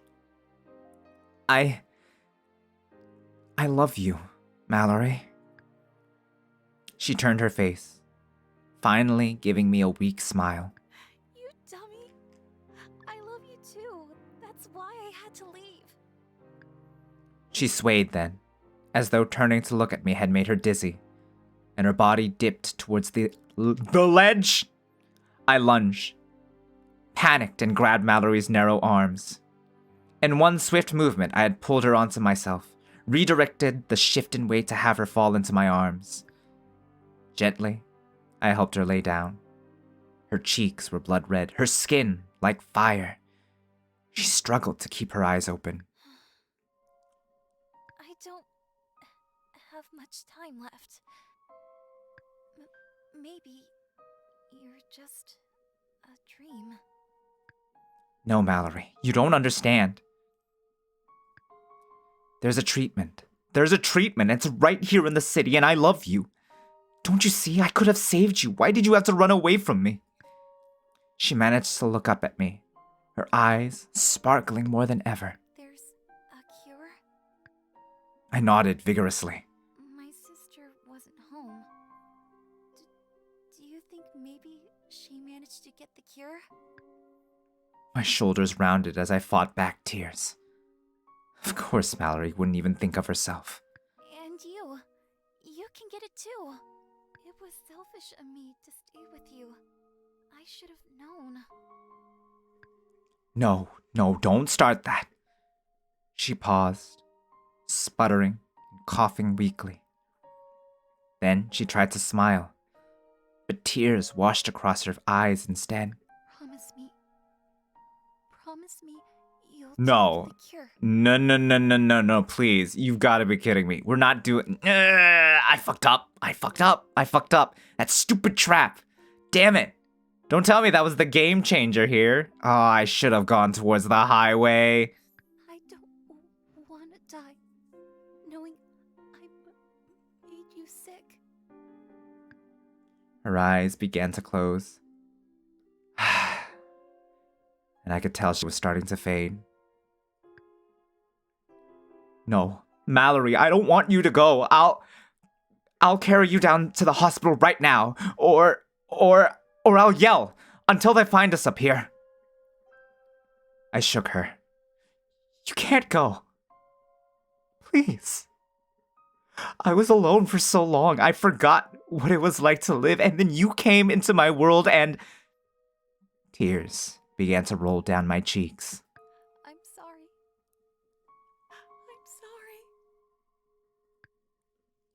You don't need to have any regrets because having you in my life has been the best thing to ever happen to me. So don't you dare regret anything. Too weak to wipe away her tears, they fell onto the cold, concrete blocks we were resting on. A chill breeze blew up the side of the building and carried with it the stale smell of pavement. Promise me you'll go on. Please. The baby chickens, they need you. Promise me. Yes. I promise. I promise, Mallory. Fuck! Fuck. A raven cawed loudly somewhere nearby. The wind died down, and suddenly, everything was impossibly silent and still. Mallory's hand slid off my lap and fell to the ground. Slowly, I watched her eyes close one last time, and a quiet peace fell over us. All color had left her soft cheeks, and I felt her presence leave me. The sunrise shone a bright beam of light on us, almost as if we were players in a tragic play, caught under the spotlight. Softly, I grazed my hand across her cheek to feel her warmth one last time before she turned cold. Why couldn't I have found her sooner? Why? It was a little while before I was able to return to the cabin. As much as I wanted to give up on myself, on everything else, I had made a promise to Mallory.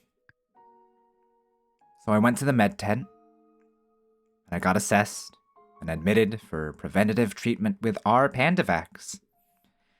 They kept a close watch on me for over a week before finally deeming me fit to go home. I went back to the cabin, which didn't quite feel like home anymore. It was still the same beautiful landscape, but I couldn't put my finger on what was different. So I just went about my business, like normal. Chickens were fine. They'd ripped open their feed bag and had a feast in my absence, so they were fat and in good spirits. There was a fresh crop of weeds in the garden and on the grass, like Mallory and I had never cleared them out at all. Near the front porch, I found a package which looked like it had been left outdoors a little too long, and my heart sank. Must be that order I placed for drone delivery, with the first aid kit, and the aspirin, and... I bent to pick up the package and sat right there on the porch to open it. There was the first aid kit, nicely stocked, the fresh bottle of aspirin, shiny and sealed.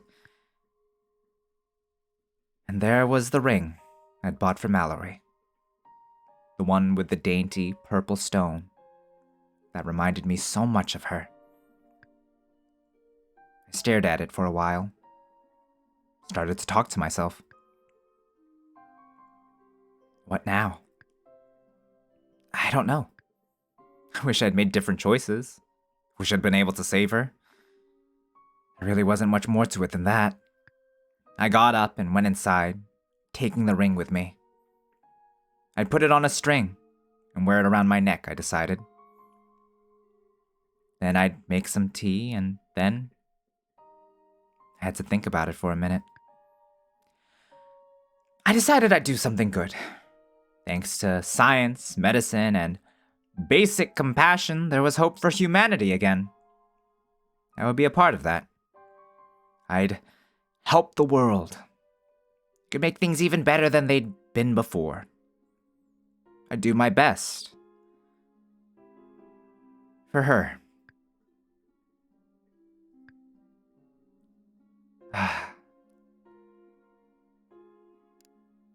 Yeah. We're gonna... Fuck that. No. Absolutely fucking not. Yeah, game over indeed. We're not stopping. We're not ending on that note. Let me just take a second to decompress. No roll credits. No rolling credits. Oh, yay. First time through. God, this is what I get for being a fucking romantic. This is what Ghost Story Chibi doesn't help game. It really didn't. Also, hey RJ, welcome to the stream. Fucking goddamn it. This is what I get for being a stupid, dumbass romantic. It was just like, no, just because I'm injured doesn't mean I shouldn't check up on her. She's in the forest alone. I gotta make sure that she's okay. No, you fucking idiot. She should have taken the car, gone to the city, and made sure that you got there faster. Instead of fucking limping through the forest, feeling sorry for myself, scaring off the wildlife.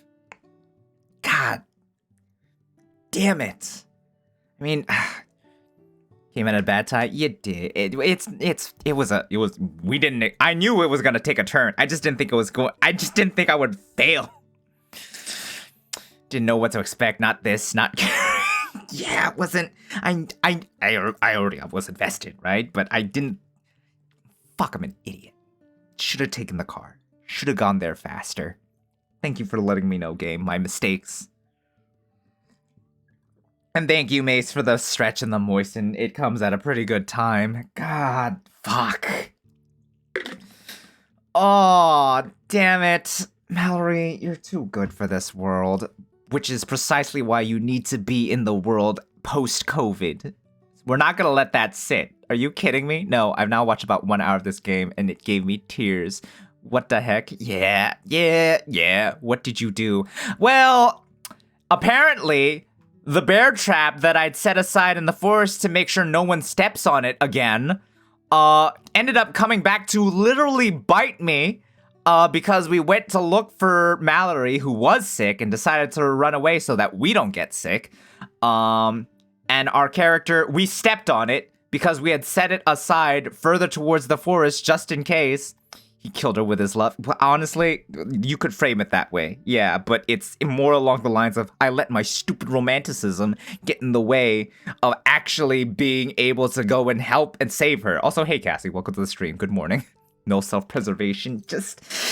And then it was just like, oh, she's probably in the forest. We still have to go save her. No, she managed to get all the way to the city.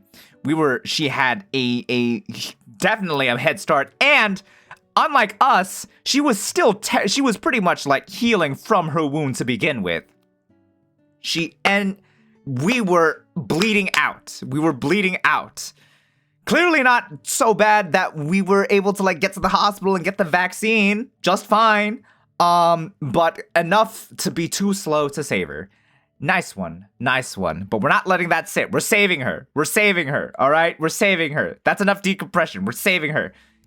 Head for the highway. Fuck the forest. We're gonna die. Both options seem risky. I took my chances and started down the driveway. Excuse me. Toward the main road. Already I could barely walk on my injured foot. My shoe felt tight and wet, and every step set pain shooting through my soul. The light from the flashlight bobbed ahead of me, lighting up potholes and stones for me to step around and over. It took longer than it should have, but soon I was at the turn where the driveway met the main road, with high mast towers, lights towering over me. The road itself was desolate. Of course, few people traveled anymore. She could barely stand. How did she get to the city and up a building? That logic kept me in denial. She would only been recovering for a week, but a week is enough.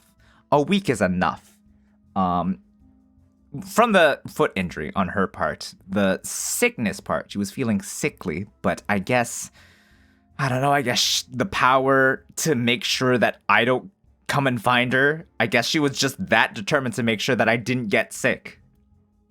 Who can say? But she also, had some hours ahead of us, it seems. There's no way our character was, in the bathroom. There's no way he was peeing long enough that she could get that far away from us from that point. Or maybe he was just, wandering around and, working on stuff for that long. Who knows? Still, as I staggered along the shoulder of in the direction of the city, I kept on cranking my flashlight, swinging it back and forth on the off chance that anyone, might come along and see me. The thought of Mallory kept me going. I walked for a long, long time. It felt like a ghost world. Please, is anyone out there? A bladder bigger than his heart. Which means it's just so much more bigger. My voice held more despair than I'd even realized I was feeling. But then, as if my desperate voice had summoned it, a car appeared in the distance. I heard it before I saw it, and when I saw it, I started waving my arms again. You're supposed to stay away from people, my brain reminded me. Shut up, that's not important right now. The car was getting closer, its headlights glaring. I tried to jump, but my foot hurt too much. Stop! Please stop! I need help! The car began to slow. I stumbled towards it. The window rolled down, and the driver peered out, saw my bloodied foot and gasped. God, what happened to you? I'm trying to get to the city, please. I'm hurt, and she's... I couldn't even say it. How could I explain? Get in. I'll take you to the hospital. I wanted to cry. I hobbled to the passenger door and climbed in. All right, that works. By car, the city rose up around us within minutes. As we moved through the dim, pre-dawn streets, okay, that's good, I looked out at the place I'd hoped never to return to. It looked so much more decrepit than I'd imagined. The buildings were totally overgrown. There were broken windows, crumbling bricks, and the roads were all cracked apart. Here and there, bits of keep your distance tape fluttered, forgotten. The people who were left did not need to be reminded. There was a lot of vandalism, too. We drove past one dusty-looking grocery store which had 3 people lined up outside, each of them wearing a heavy-duty mask and spaced at least 8 feet apart from one another. I could imagine how tough it must have been on Mallory and her family living here, trying to stay safe and survive in a run-down dump like this. The hospital came into view pretty quickly. I thanked the driver profusely for the ride, hopping out of the car almost before it had even fully stopped. Okay. I'm kind of worried that the whole bloodied foot situation might be the game changer. And if that's the case, I kind of hate that. But hopefully it's not that big of a game changer. When I saw the med tent erected in the street outside the hospital, I almost couldn't believe my eyes. It existed. Just like the email bulletin said it would, but there was hardly anyone around. A medical worker decked out in the PPE emerged from the tent, holding a clipboard and looking around. A man with a small child called out from several feet away, and the worker began asking questions I couldn't hear. This was how they were saving the world. Quietly and with eerie calm. I just have to say, I don't know how you talk so much, trying to just read what little text is in the current game playing. It has my throat so tired just after an hour. How? I couldn't tell you, to be honest. I couldn't tell you. Maybe it's like a breathing thing that I'm doing. Couldn't say. It is some... Keep the room humid, I suppose. Water is always a good thing to have on hand. Try not to dry out the area. I remember looking into this, but I don't remember what advice I was given, and after a certain point... just went skill... I'm not saying skill issue. I just don't know. Yes, it is moist. And I am moistening right now. Give me a second here. Daring to hope, I looked around for Mallory. If by some miracle she had made her way here, then maybe everything would actually be okay. I spotted another small group lingering by, and I lurched towards them.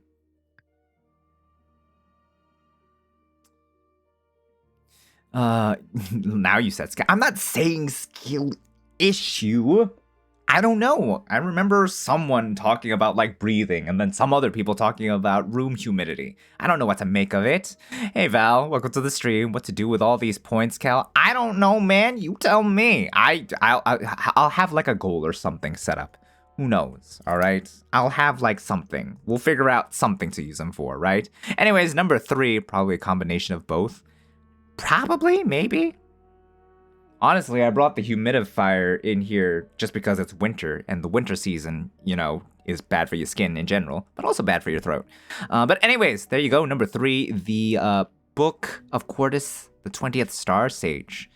Once again, magic of fire and herbal nature at your fingertips. Don't ask why he mastered those 2 arts specifically, but with it, he was able to achieve highs of wisdom never before imagined. Take it and have his wisdom at your disposal.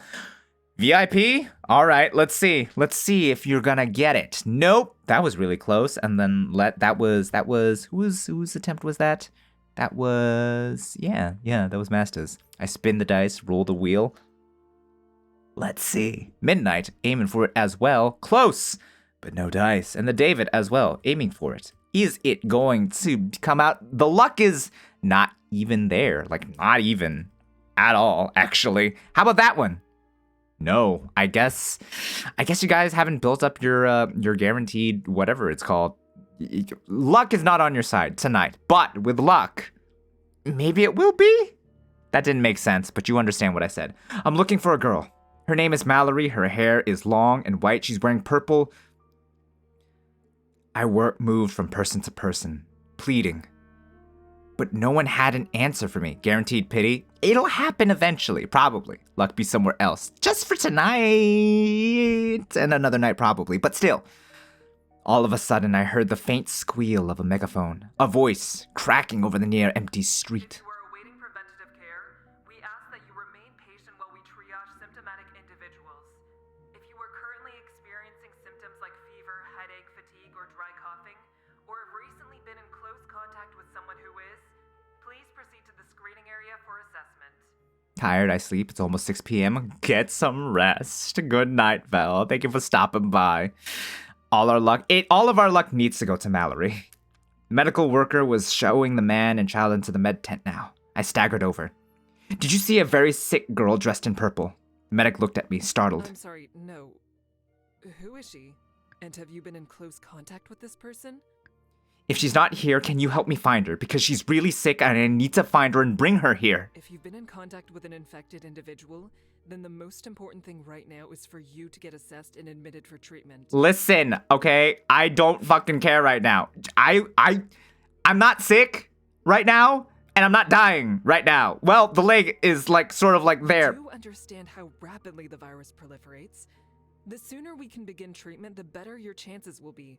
Please, follow me. No. Don't go with her. Don't go with her. But no, I have to. Please.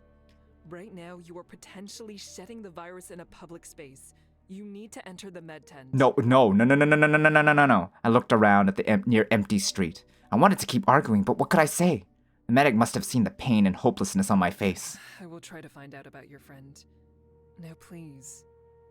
I need you to enter the med tent. No.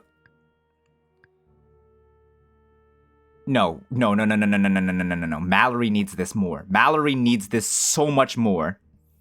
COVID PTSD. This is a world where COVID lasted 20 years, guys.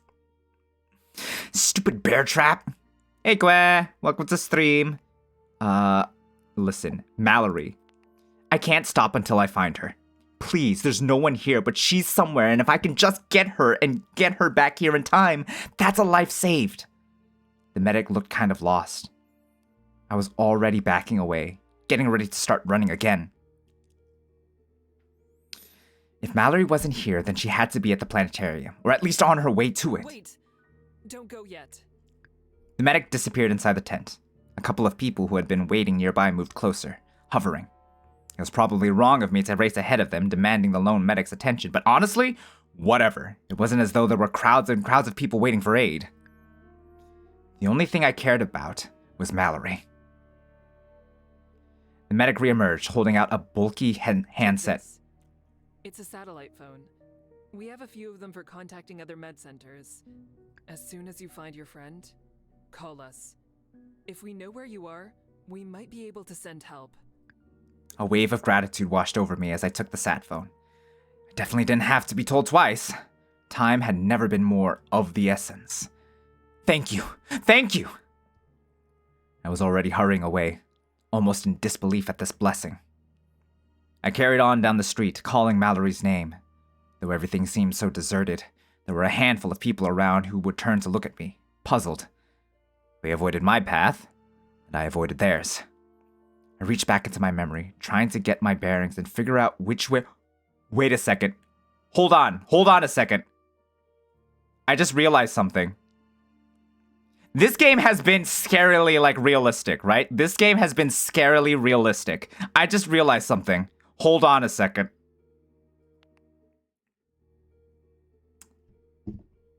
I noticed, so I was like looking at like the background, right? And this here, is it just me or does it kind of sort of seem like it stands out a bit much? I'm writing this down. This game has been very realistic. The fact that I was like bloodied up and that cost precious time. And she didn't give us the number. She didn't tell us the number. She just said, call us if we need you.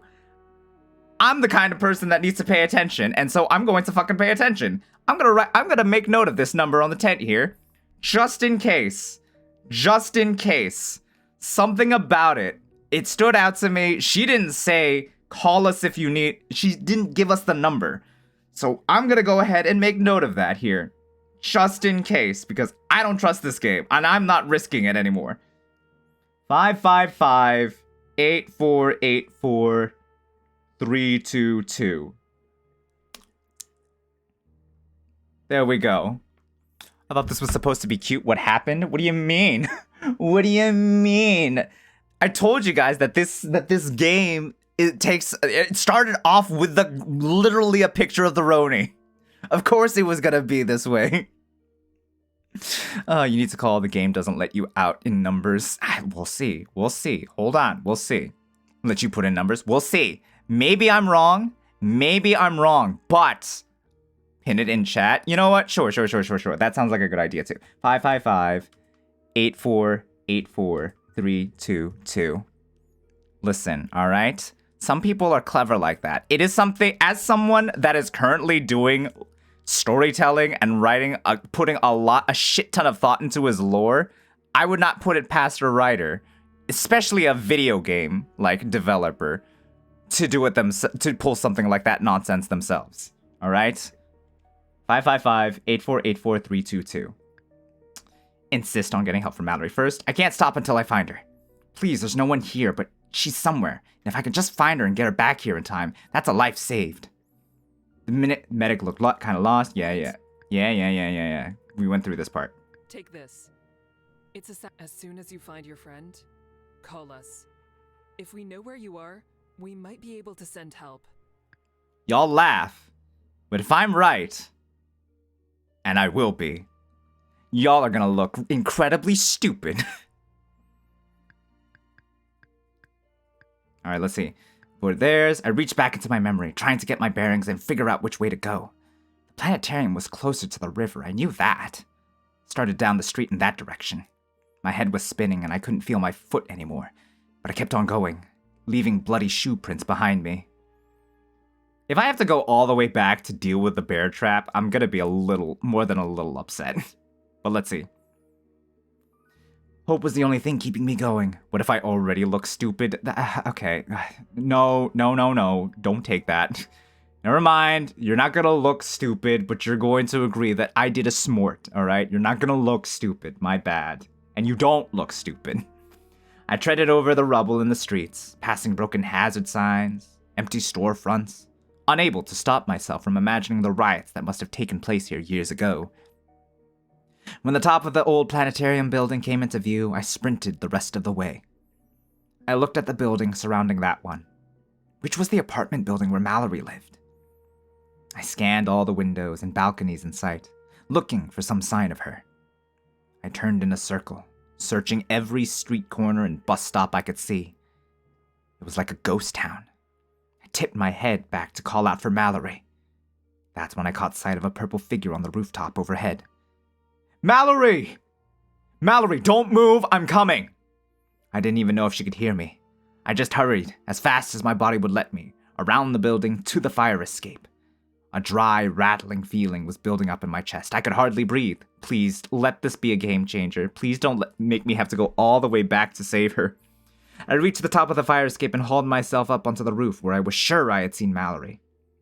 I looked around for her, and for a moment my body ceased all functions and I could actually feel my heart skip a beat.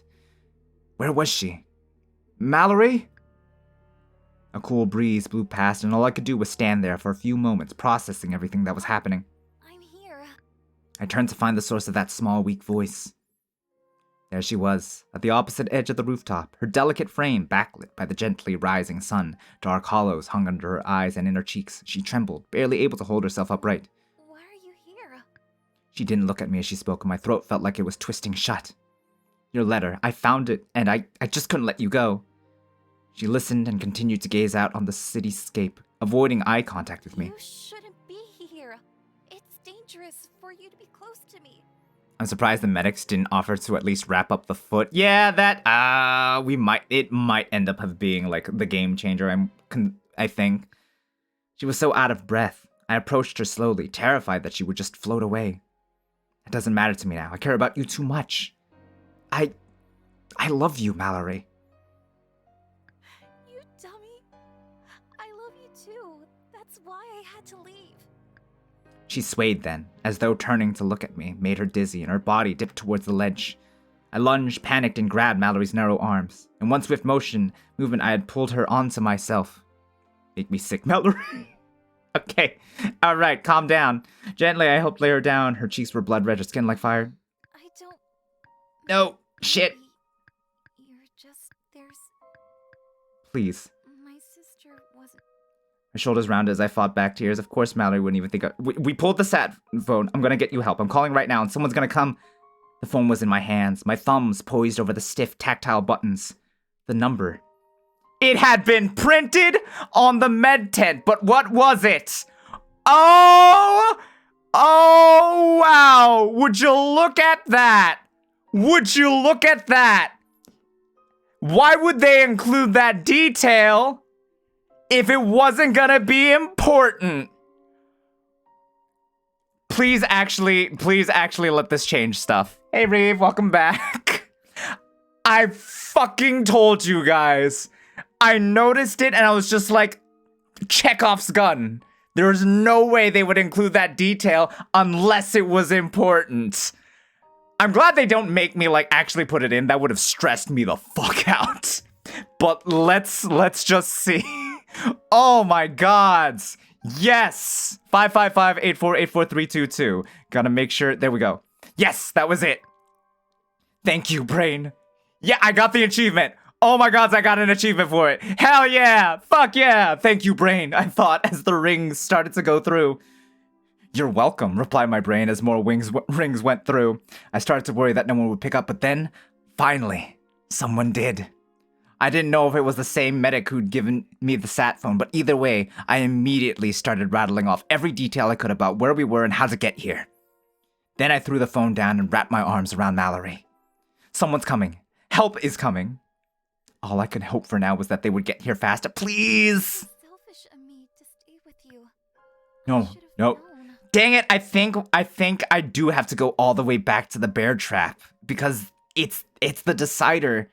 She paused, sputtering, coughing, and weakly. Then she tried to smile, but tears washed across her eyes instead. I'm so sorry. Yeah, she's gone. I have to go back to the bear trap. There's no way. There's no way. The bear trap was that was the decider. Fuck.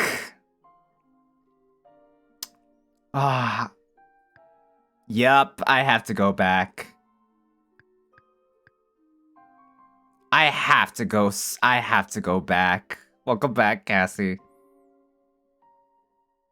Stay with me, Mallory. We're going to get you help, and everything is going to be okay. Can I unpin that number now? Yeah, basically, I think at this point I've got it memorized. That's fine, it's fine. Unpin. Just unpin it. Yeah, there we go. We waited together on the rooftop as the sun came up, splitting open the clouds and shining on us like a spotlight. All that effort just for an achievement. Fuck. I willed the medic to get here faster. The wait felt like an eternity. Please, please, please, please, please. Then, far below, I heard the rumble of a vehicle. Please don't make it, not... Make it be here. Just when we're so close. That's too tragic. Then, far below, I heard the rumble of a vehicle pulling up. A door popping open. A distant voice. Oh my god, yay! Also, excuse me. My headphones wire is really short. And I just, double arms into the air and it got caught and it just oh out my laptop free. It was 2 weeks before Mallory and I were finally able to return to the cabin. Mallory had spent most of that time quarantined, receiving the breakthrough Pandavax treatment, which had carried her gently back from the brink of death. I received a preventative treatment as well and was monitored closely for symptoms. Finally, we were discharged and we found our way back home where all the leaves were gold and red and the mountains had snow on their peaks. The first thing we did was check on the chickens, only to find that they had torn open their feed bag and had themselves a feast while we were away. They were very fat and very happy to see us. We took a careful stroll around the rest of the property too, just to make sure everything looked okay and to make note of any issues I'd need to deal with. Oh, then we were about ready to head inside. Near the front porch, we found a package which looked like it had been left outdoors a little too long. It must be that order I placed for drone delivery with the first aid kit and the aspirin and... My voice trailed off. It feels like 1,000,000 years ago. I sat down on the porch to open the package, hardly able to wait. Ignoring the first aid kit and the aspirin bottle, I pulled out the small cardboard box I knew would have Mallory's ring inside.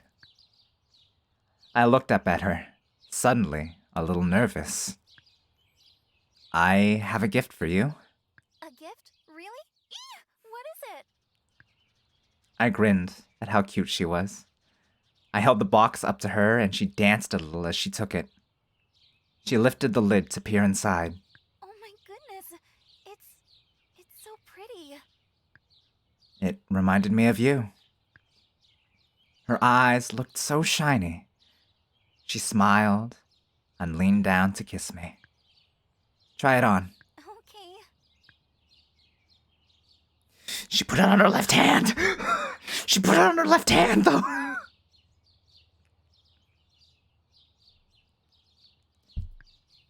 She tilted her hand back and forth, smiling at the silver bow and glistening stone. Seeing her so happy made me happy. I love you, Mallory. I love you too. Feels good to say that when we're not in a life or death situation, am I right? She giggled. We went inside together, and for a long time, we just enjoyed each other's company. We ate, we talked, we laughed, and we held each other. When the sun dropped below the horizon and the sky grew dark, I thought back to what Mallory had told me about her love for the stars. What would you say if I asked you to spend this evening stargazing with me? I would say I know the most perfect spot. I felt my grin get even bigger. I'll grab some blankets. Meet me up there? Sure.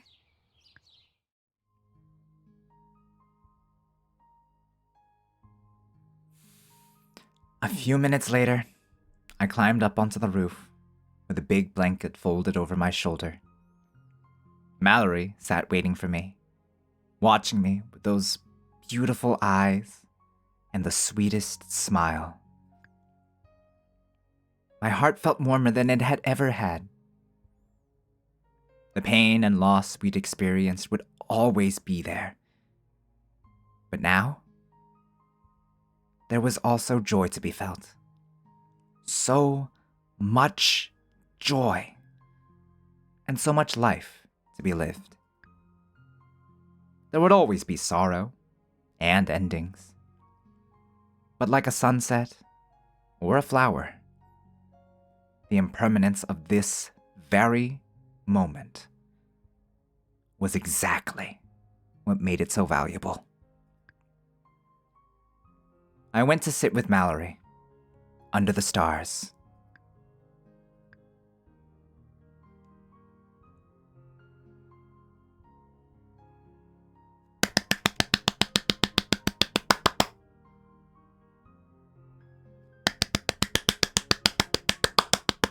I love how my PNG is basic. It just sounds like me opening and closing my mouth very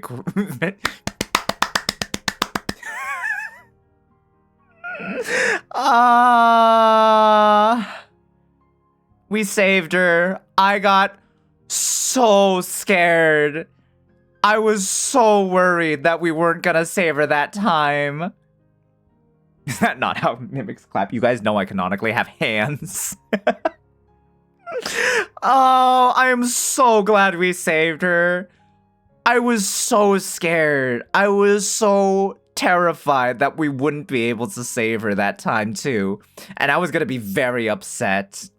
Give me my slots. You got it. Also, thank you for the moisten, Boku. I will partake of that. Give me a second here.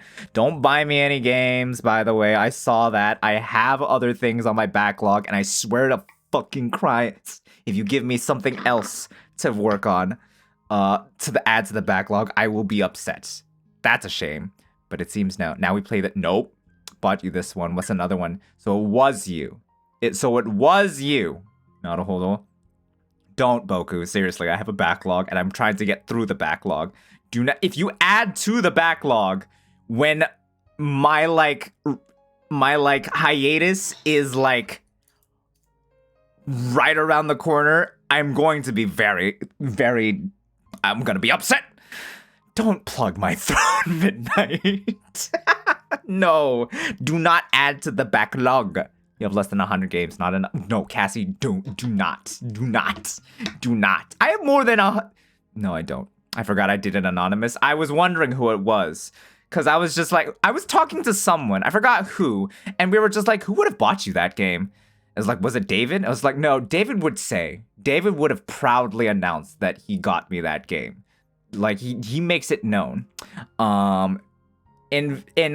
In stark contrast, we weren't sure who else it could be.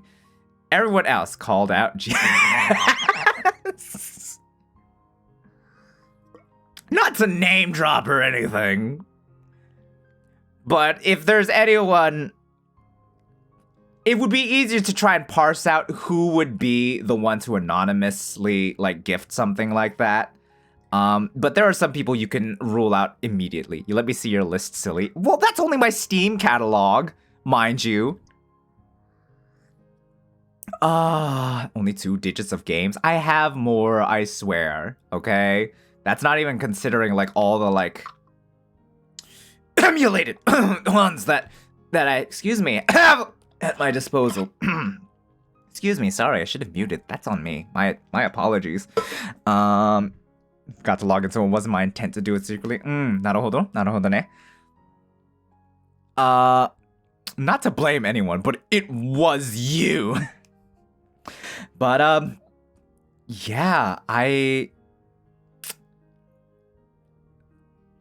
Gods, I'm glad. I'm just thoroughly happy that I didn't have to go all the way back. I'm so upset, right? I'm just upset with myself for my stupid romanticism got her killed that first run around. And for all I know, maybe if I didn't move that stupid bear trap closer towards the woods, I wouldn't have stepped into it in the first place. But it's just like, fuck you, game. She's on the farm. She's around the area. We don't want her stepping in the bear trap by accident. She's not dumb. But there was always the real possibility that she would step onto it, and I don't want that. Isn't that stream? It probably is, and we're not playing that. Although we probably should, maybe, it would be interesting for the bachelor party, but that's besides the point. Thus you played it as intended. Yeah, that's probably what it is, right? That's probably what it is. The writer was just like, oh yeah, no, they would obviously do this. Like, what person wouldn't just sort of like move this, wouldn't move it closer to the woods and away from her? Very clever, very clever. Who would have thought? That is excellent writing. The very action that you think is a good action ends up being one of the things that fucks you over later on. Very well done. Not bad. Sad Panda Studio games have wonderful writing. Maybe I get to see you play more of their games in the future. What was that other game that they had that was like a visual novel, like dating sim? Hush Hush or something along those lines? worth checking out, maybe. I heard it's quite serious, so maybe I will. And again, Crush Crush? No.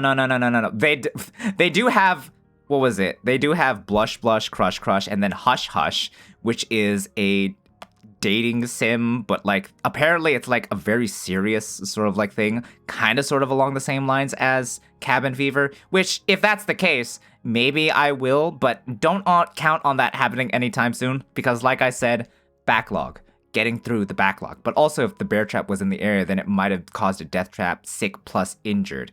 That's true. If she ended up with double up, gods, I guess that's just one of those things that I need to find out for myself. I don't want to, though. We got our happy ending. Starker stuff. Yeah, I kind of sort of imagined it was. I think I remember seeing that, seeing the description and stuff. And I was just like, oh, gods. This is like very deadly serious, isn't it? Maybe I will give it a try. But that's for me to consider for the future. We'll see. We'll see. But yeah. And what did I tell you? If the bear trap was going to be a Chekhov's gun, if the bear trap was going to be the Chekhov's gun, then the fact that they would include the freaking phone number on the side of the tent was going to be a Chekhov's gun as well. I'm glad they didn't make me have to I feel like it would have been an even hell yeah, I got this right. I remembered right. If they made me put in the number, but ooh, boy. Oh, gods. Yeah. Obviously, it's just don't leave it at drawing a blank here. It would have been a 50-50 shot. But the mere fact that I locked in on that. Fooled me once.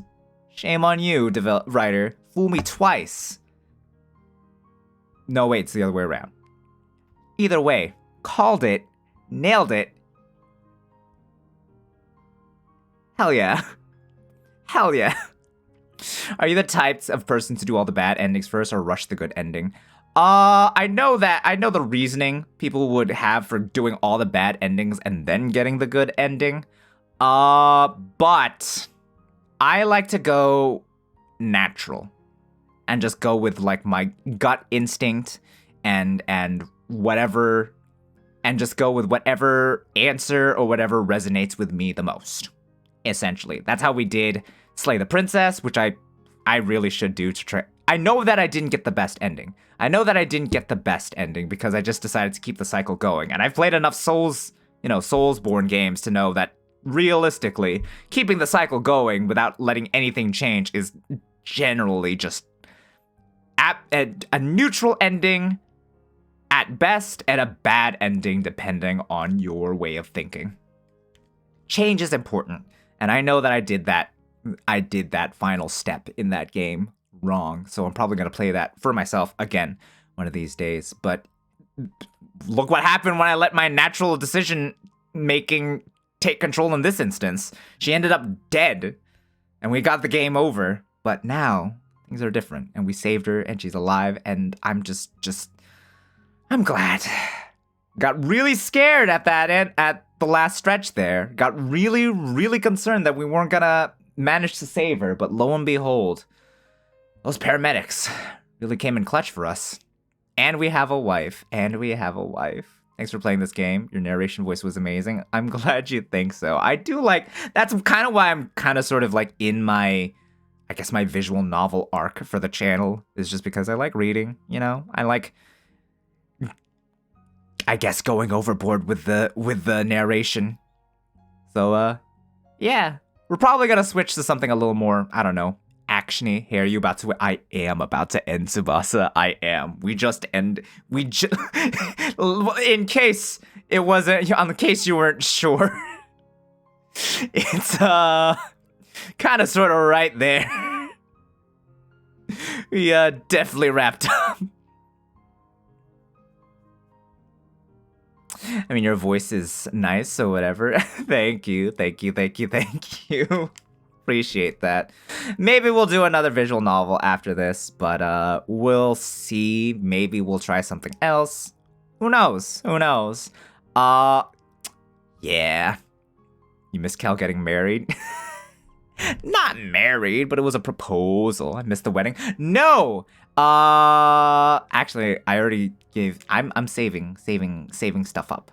Don't you worry. Don't you worry about that. But anyways, guys, thanks guys for enjoying this. This seemed like a really Kel game.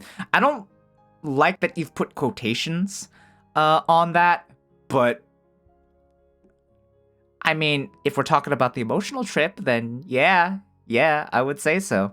But anyways, guys, that's it for tonight. Where shouldst I sendeth you? You lot shouldst go somewhere. But the question is, where should I send you? Do you guys want something lighthearted? You guys want something lighthearted?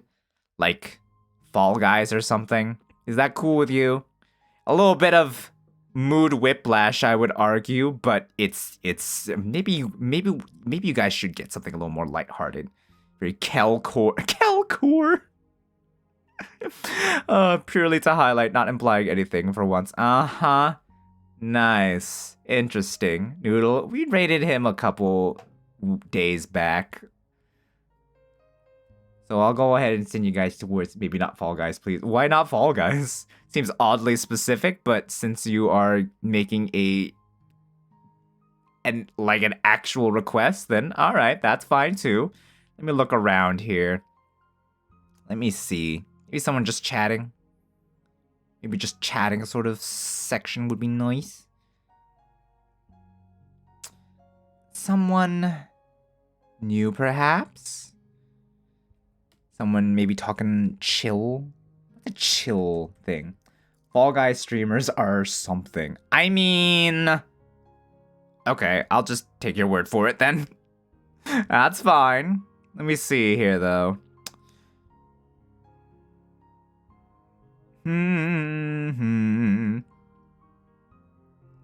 Or just chatting would be nice. I'll look around for someone. Korean, Japanese, German, Japanese, Korean. Cyrillic, but I don't know if that's Russian. Korean, Chinese, Korean, Japanese, Korean. Korean, Chinese, Russian, Korean. Oh my god. I'm still looking. Give me a second here. Well, let's... No, gods. What do you take me for? No. I would imagine... Wouldn't he, like, disable raids? I don't know, it just feels like something... Like them big time streamers would, you know? No? Really? I almost suggested someone playing Puyo, but that's in Japanese. Yeah, that'll be in Japanese. Let's see. Options. VTuber EN. Let's try this. What if we narrow it down to VTuber EN properly? They are doing karaoke. First time into my... this person is... cozy. Our VTuber EN tag users are far and few in between, it seems. We'll see. Well, you know what? Hang on. Let me see. Let me see how this person is. Get a feel for their vibe real quick.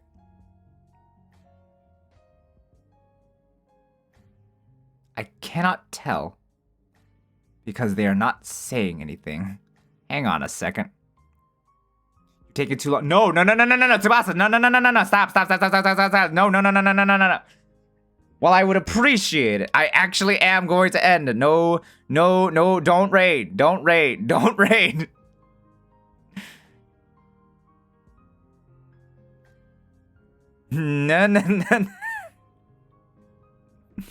Do not. You're planning on going where you are going. Okay, hang on.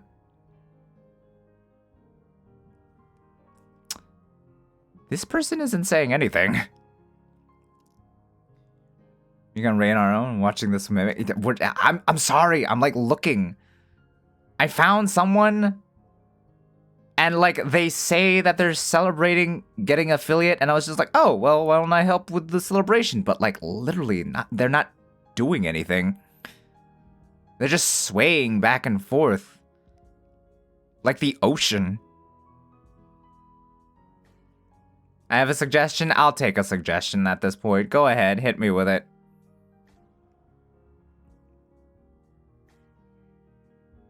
This is my least favorite part of the whole streaming thing. You know, I can't be rating the same person over and over again. It would probably get you streaming Coffee Talk. Shit! I want to play Coffee Talk. All right, well, I won't be able to stick around there, but I'll give it a shot. I feel that it's so hard to decide. Yeah. Like, I don't want to bother the people that I raid, like, that I follow. But I usually just like rating the people that I follow because, ooh, guess what? I like supporting them. Who would have guessed? Streamer, former lurker, and active chatter likes supporting the streamers that he likes. Who would have guessed? Ooh. Who would have thought? Who would have thought? I like finding new people. I get a new follower from it a lot, surprisingly. I will say that. Like, I get that. I totally get that as well. But it's just so tiring. And, you know, and I don't like to, like, I don't know. Sometimes a couple, like, I don't like to, like, sit down and, like, wait for to like, get a proper feel, you know? I feel like I owe them enough to, like, know how they feel and stuff. I don't know. Pick random and do it and go. No. I like to put thought into it, all right? I don't want to just raid someone that I wouldn't like. That has happened before. And they ended up being a little bit of the not so silly, not so funny type of person. And you've never been there. Time to raid Fauna. She wouldn't be awake at this point in time. So I'll go ahead and send you guys towards the other VT. I don't know, Hoshimi. I think we raided her not too long ago, actually. Yeah, we'll just go with Ra's suggestion. Fujinoi. There's the raid started. There we go. Raid 1. There's the raid message for those of you who subbed. And here is the raid message for those of you who are following. That should be it. What is Coffee Talk? Basically along the same lines as Valhalla that we were playing. But anyways, yes. Thank you guys so much for popping in, hanging out, being your beautiful selves. I hope you guys have a fantastic morning, afternoon, evening, whatever the time is in your neck of the woods. Thank you guys so much for joining me on this journey. You know, just this beautiful situation. I'm just so, yeah. I'm glad that we were able to save her. I'm glad that we were able to get our happy ending. I'm glad that Mallory gets to live, and yeah, it was fun. I don't know what we're gonna play now that we finished it. I'm definitely not gonna be playing Apex all the time, so I gotta figure out what game on the backlog needs to be done. So, we'll see. But once again, guys, thank you guys. Tomorrow, we will have our creative workshop again. So look forward to that. Any other things? No. All right, with that being said, shop's closed. Get out. Bye, guys. See you when I see ya.